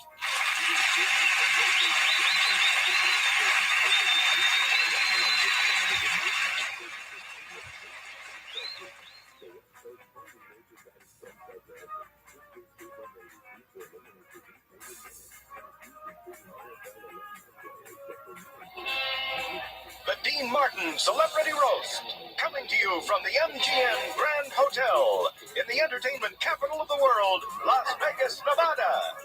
The glittering city of excitement and laughter provides the scintillating backdrop for tonight's star-studded roast. Ladies and gentlemen, from the celebrity room of the Grand Hotel, Dean Martin honors our man of the hour, Mr. Telly Savalas, with tonight's guests, Angie Dickinson, Tom Rickles, Dick Martin, Ernest Borgnine, Dan Bowen, Phyllis Diller, Shelly Winters, Rich Little, George Kennedy, Richard Roundtree, Howard Cosell, Robert Stack, Nipsey Russell, Alex Harris, Tom DeLuise, Peter Graves, Foster Brooks, Dylan McGavin, and your roastmaster, Dean Martin. And tonight's very special man of the hour, Telly Savalas. Looks like gangster.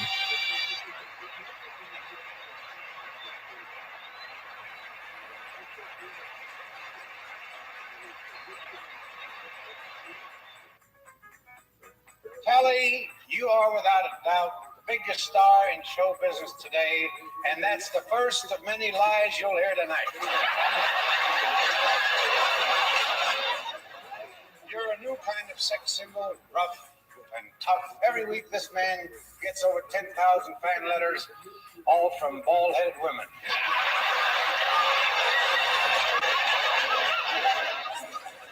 Oh, Telly is today's most popular sex symbol. His wife is never jealous because Telly has great strength of character.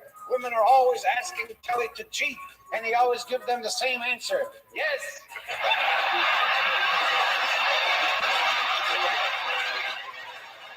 He lived by the wisdom of Socrates, who once said, "Show me a man who wears a robe of sackcloth, burlap sandals, and walks with a goat by his side, and I'll show you a contestant on Let's Make a Deal." Telly, I hope your life gets more interesting because people are beginning to walk out of here.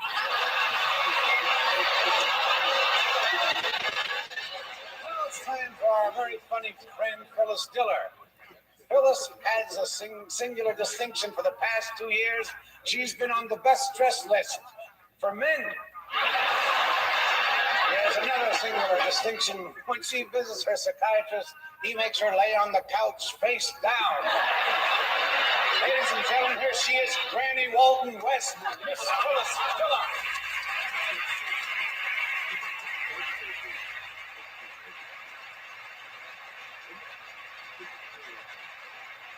I'm here for one reason. I want to be your secretary. You see, every detective on television has a girl Friday, and I want to do things for you, Telly. Just you. I don't want to work for Columbo. He'd smoke all my cigars. I couldn't work for Cannon because he's so fat he'd want to wear my panty girdle. And who wants to work for McCloud? At the end of the day, he comes back to his office and kisses the horse. I'd be great in police work. Believe me, I would. I have everything Angie Dickinson has. Only with me, I have to search a little longer to find it.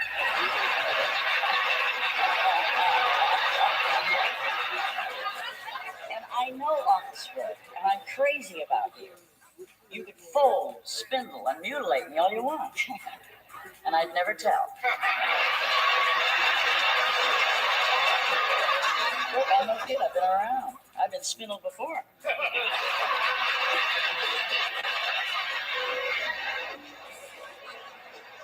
And in no time at all, I'll break up a dope ring. You and your brother George.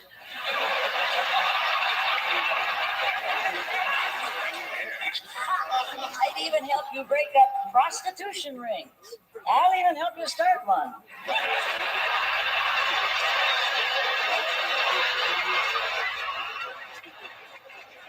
Like I said, I've been spindled before.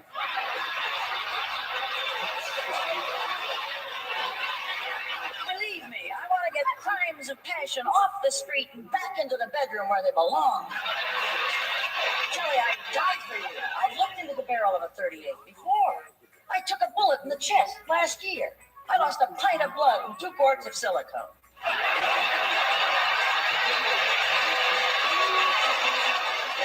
Trust me, Telly. I know what a man like you needs when he comes home: a pipe, slippers, and a dog lying at his feet. Me.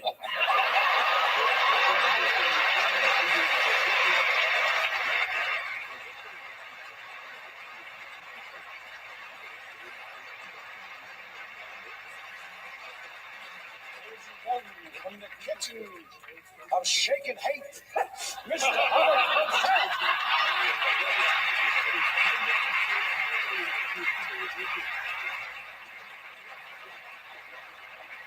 I understand the Drinkers Hall of Fame has just retired your liver. Before I do pay my disrespects to Telly Savalas, I should like to pay my respects to the appearance on the dais of my Monday Night Football compatriot Alex Karras, number 71, Dino, you didn't mention that, who has become a legendary figure, of course, in the history of professional football. It's now documented that a fat man out of shape can be one of the all-time greats.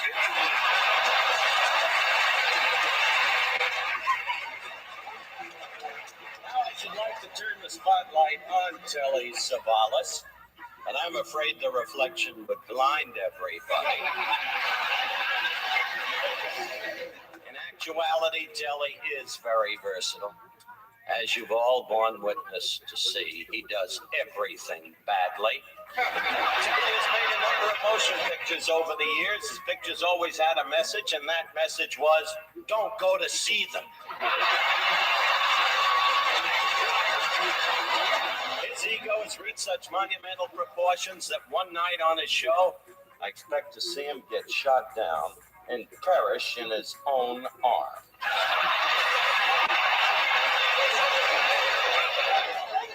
Here's one arena in which Telly truly excels.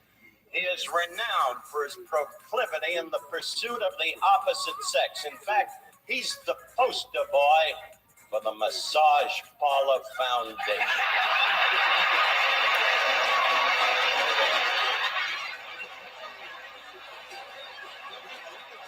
So, Telly, through this compendium of divergent information, your true personality has emerged. I don't understand a word you're saying. What else is new?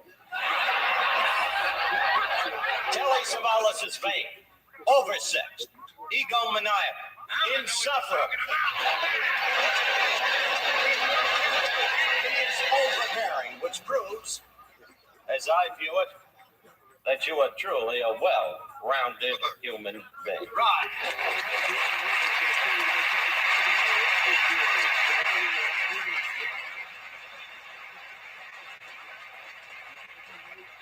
Yeah, a few years ago, George Kennedy had a TV series called Sarge. In it, he played a cop who became a priest. You might say he went from bunko to bingo. George and I appeared in a picture called Airport. He was in the ground crew. I was the pilot, which gives you a good idea why he wanted to stay on the ground. Ladies and gentlemen, very fine actor and a good guy, Mr. George Kennedy.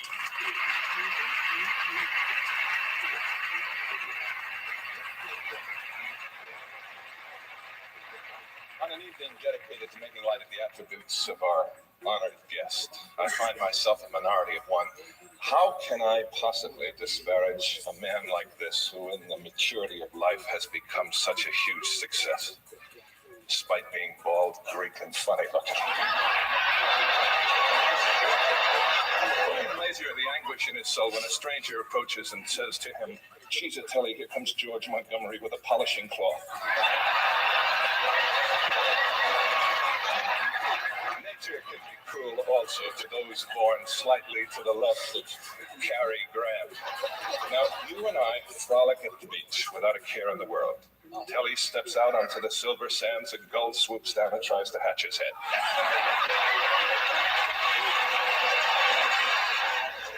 And now that Telly has become a giant in our profession, one question remains. Will success go to his head? Probably, but it'll keep sticking, right?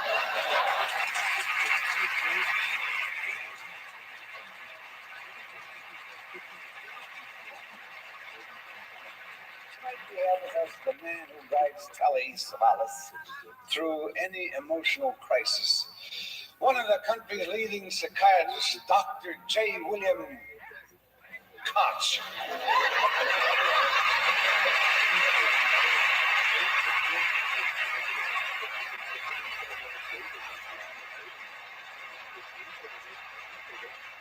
Thank you, Mr. Martin, and may I say it is very gratifying indeed to see one of my patients doing so well. This virtuosity, this...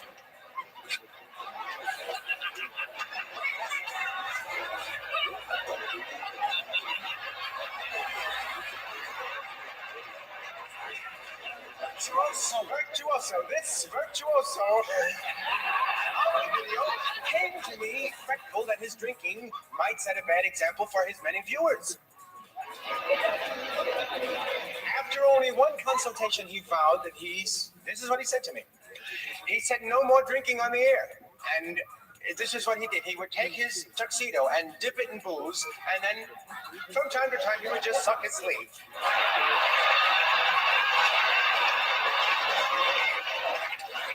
When this Armenian armadillo first came to me, he walked into my office and he burst into tears. Doctor, he said, doctor, I have trouble holding a woman. And then I said, do like I do, grab anything that doesn't have poultry on it.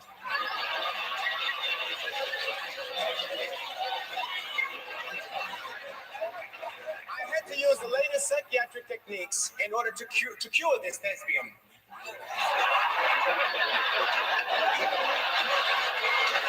First, I asked him to free associate, and he did. He took my nurse to the Grand Hotel, the MGM. And it was grand because it was free. The man was insatiable. I thought he was Italian. In fact, my nurse told him Helen because he was always ready. Tony Savalas, by the way, this is really serious, has a deep-seated fear of the opposite sex, and it's manifested in this. Every time he removes the wrapper, he is symbolically undressing a female. That's true. To Tony Savalas, this is a woman. For me, this is a woman.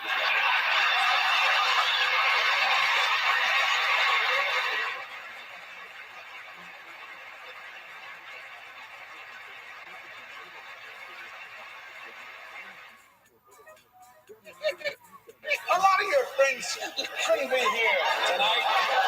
They sent wires or telegram. Oh, there's Tully and Tom. Dear Tully, enjoy your show, but don't care much for the strange sounding name Kojak that you use. Signed Kodiak, Banachek, and Kolchak. Finally, this one. Dear Tully, I heard you say in an interview that baldness is a sign of virility. I would like proof of that. Signed, Mrs. Tully Savalas.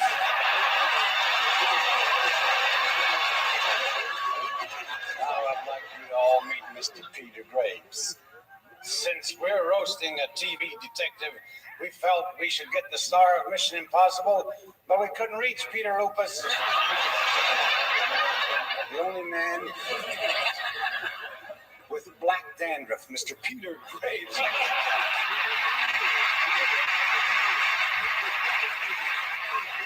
Now, I think you're about to see a television first.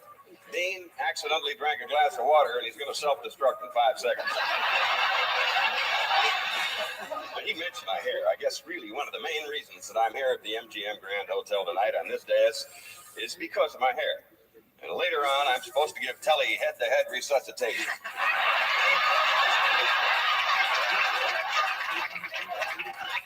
You know, some people knock detective shows, but I think Kojak has had a very good effect. You know, the crime has dropped off so much in one city that the mafia laid off 7 judges.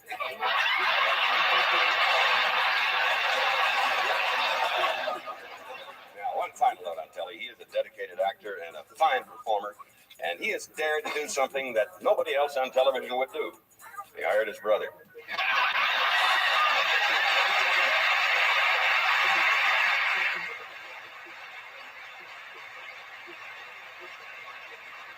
Your fans are really devoted. We have one of them with us tonight who drove 300 miles to the Megam Hotel. MGM, okay.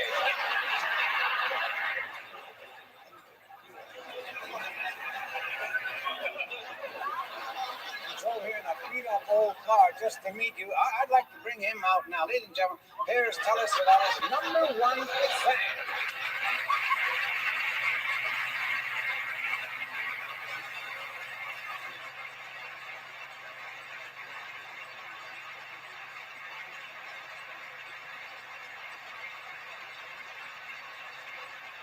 Excuse me. Mr. Savalas, I just want to ask. Wow, it's really you, isn't it? You know, my wife, this man drives my wife bananas. Watched Kojak last week, went out and shaved the cat.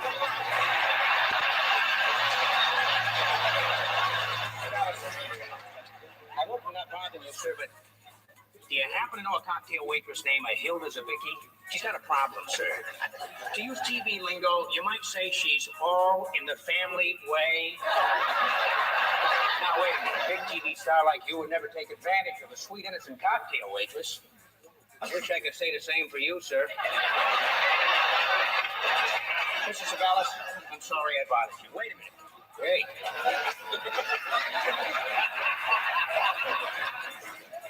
Maybe you can help me after all. This yo-yo I'm looking for likes lollipops.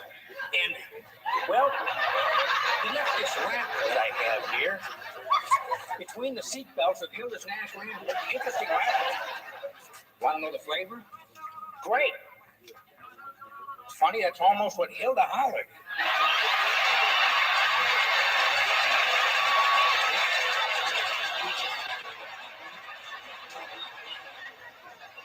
I'll be waiting backstage for you, sir.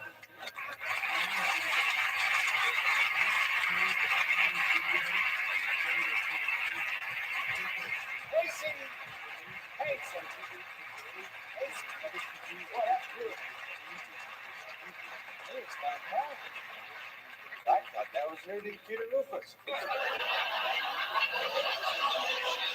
Our next guest is the irrepressible Shelley Winters. In the picture, the Poseidon Adventure, Shelley had to swim underwater for a minute and a half, which in her case is a record for keeping her mouth shut. Lovely lady. We all love her in this business. Miss Shelley Winters, and a great actor.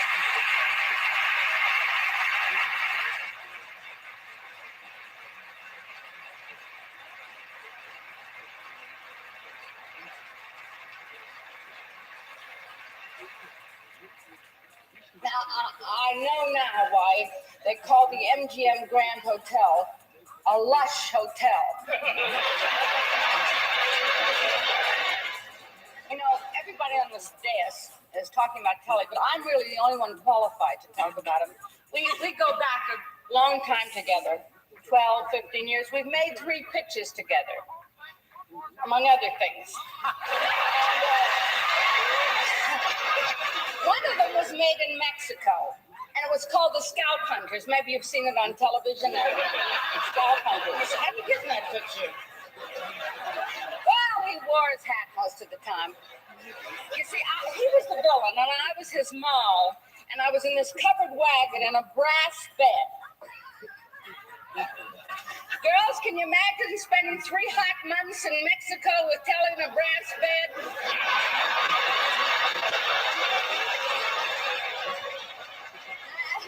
And then we did a film called The Young Savages in New York. It's dangerous making pictures in the ghetto areas in New York. Kelly saved me from being molested. He really did. He forgot my room number.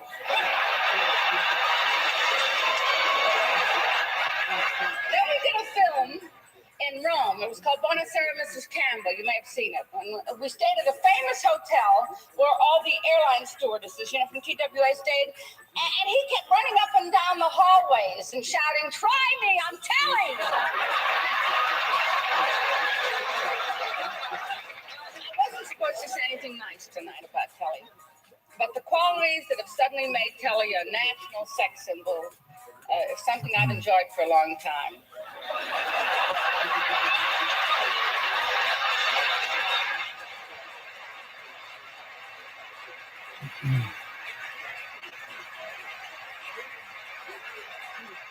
I'd like to introduce Ernest Borgnine, whose portrayal of Marty won him an Oscar for Best Actor.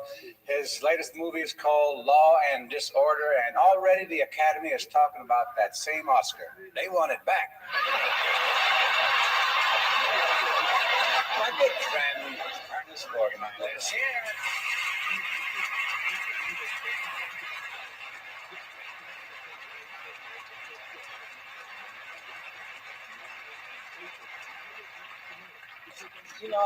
I know he said that I am his good friend, but I think he's got me mixed up with somebody else, because when I came in here tonight, he said, "Hi, Ernest, how's Julio?" As I look at the people on the dais, I'm reminded of an old movie of mine, The Dirty Dozen.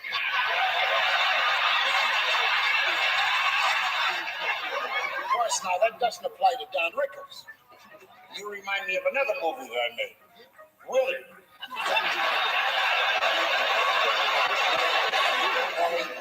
I'm going to be honest with you, buddy. I'm getting sick and tired of hearing all this bunk about you being the latest sex symbol. Come on. There hasn't been a Greek sex symbol since Anthony Quinn played Zorba. And he's Irish and a Mexican. And that's not Mexican hairless.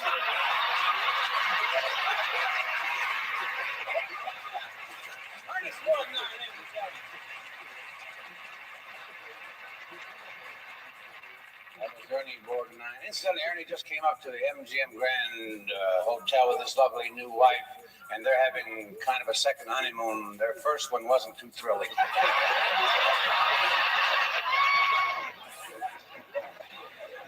Here's a scene from an upcoming episode in which two of Kojak's undercover agents are setting up a stakeout.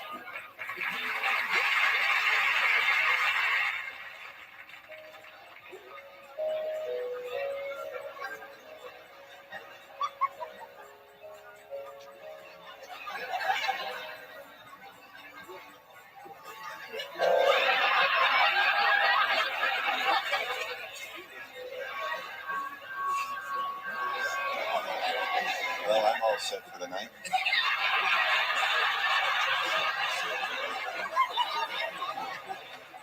I got the yo-yo. I've got the string.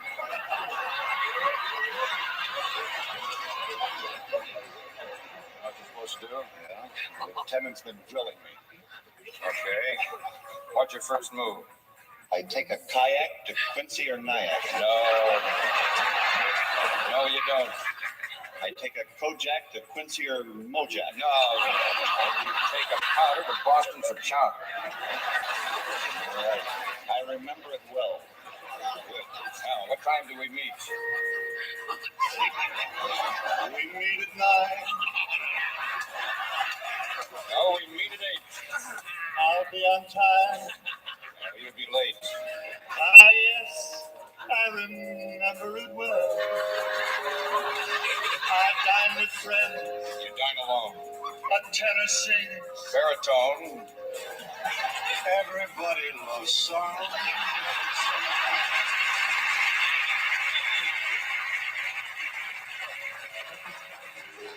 Can we get a tenor? Never mind that. We got straight so far. Yes. I remember it well. That dazzling April moon. There'll be no moon that night in the month of June. Of course. That's right. That's right. Didn't Coach Jack teach you anything? Sure, he taught me his specialty. His specialty. Taught me that too. Police brutality. How did he do that? Well, he made me listen to his album. His album. That's brutal, all right. It sure are.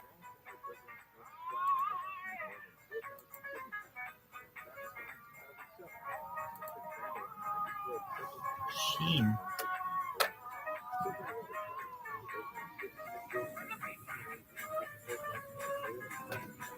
You have some positivity, don't you? Well, yeah, and the other person's on the thing. They're like, this person's annoying as fuck. So that's cool. You gotta think about ladies and their faces. Yeah. Maybe. You got your song. But you gotta say,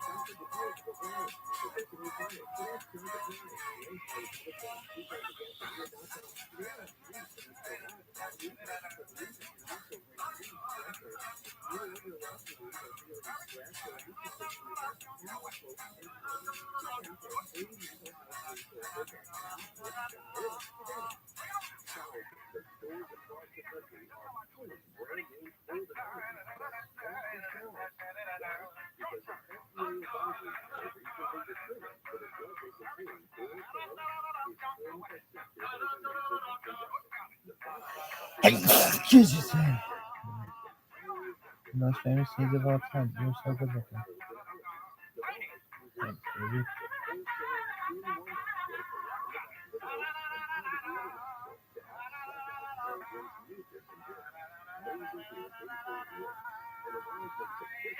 Ladies and gentlemen, may I present to you Mr. Charlie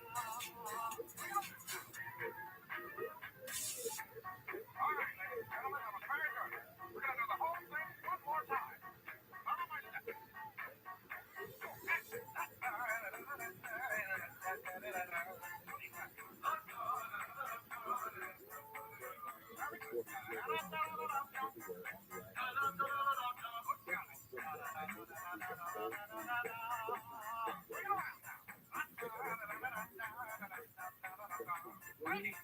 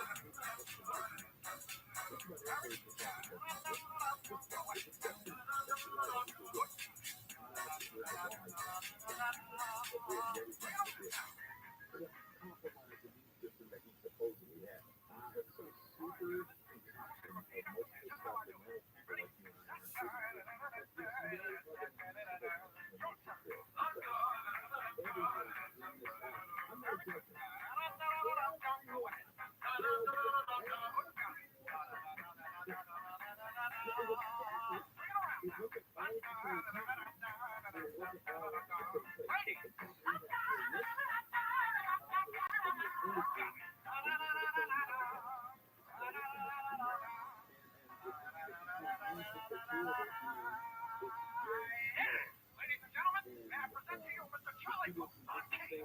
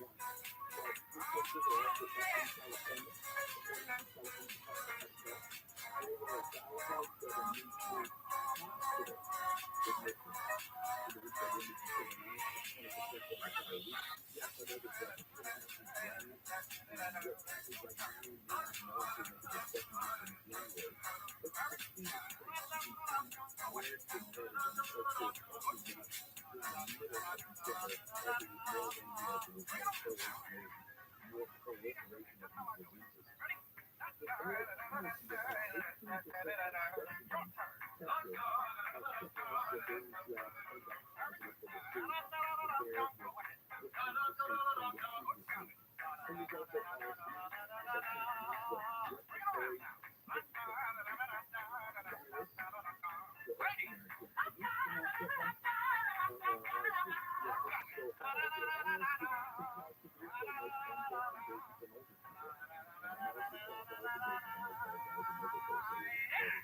and gentlemen, may I present to you Mr. Charlie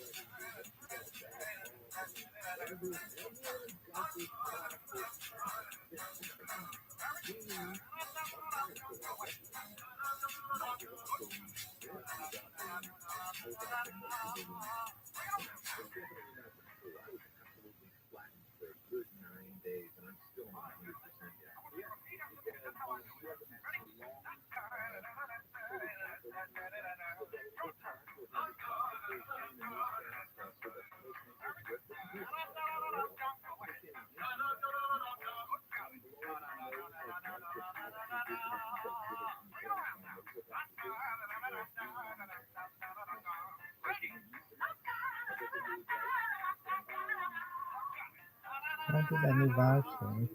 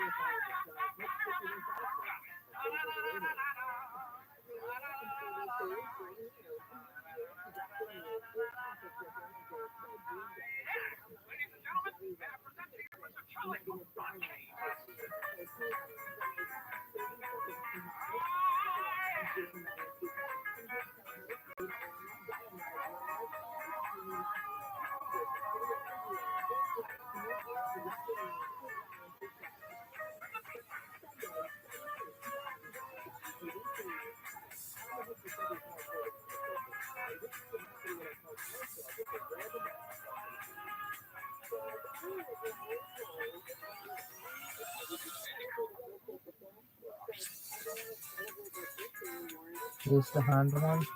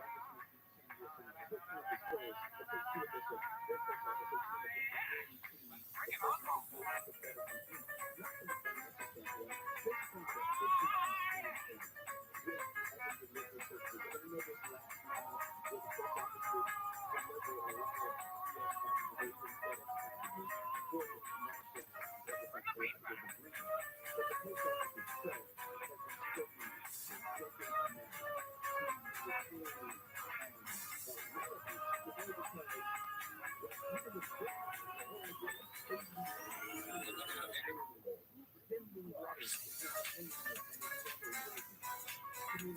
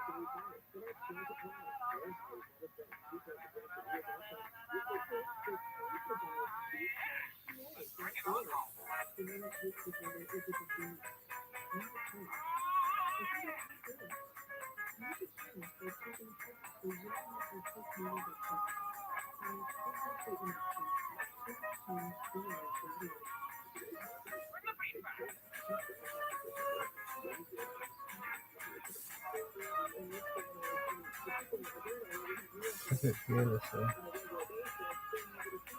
Nimble and pivot. Nimble and pivot.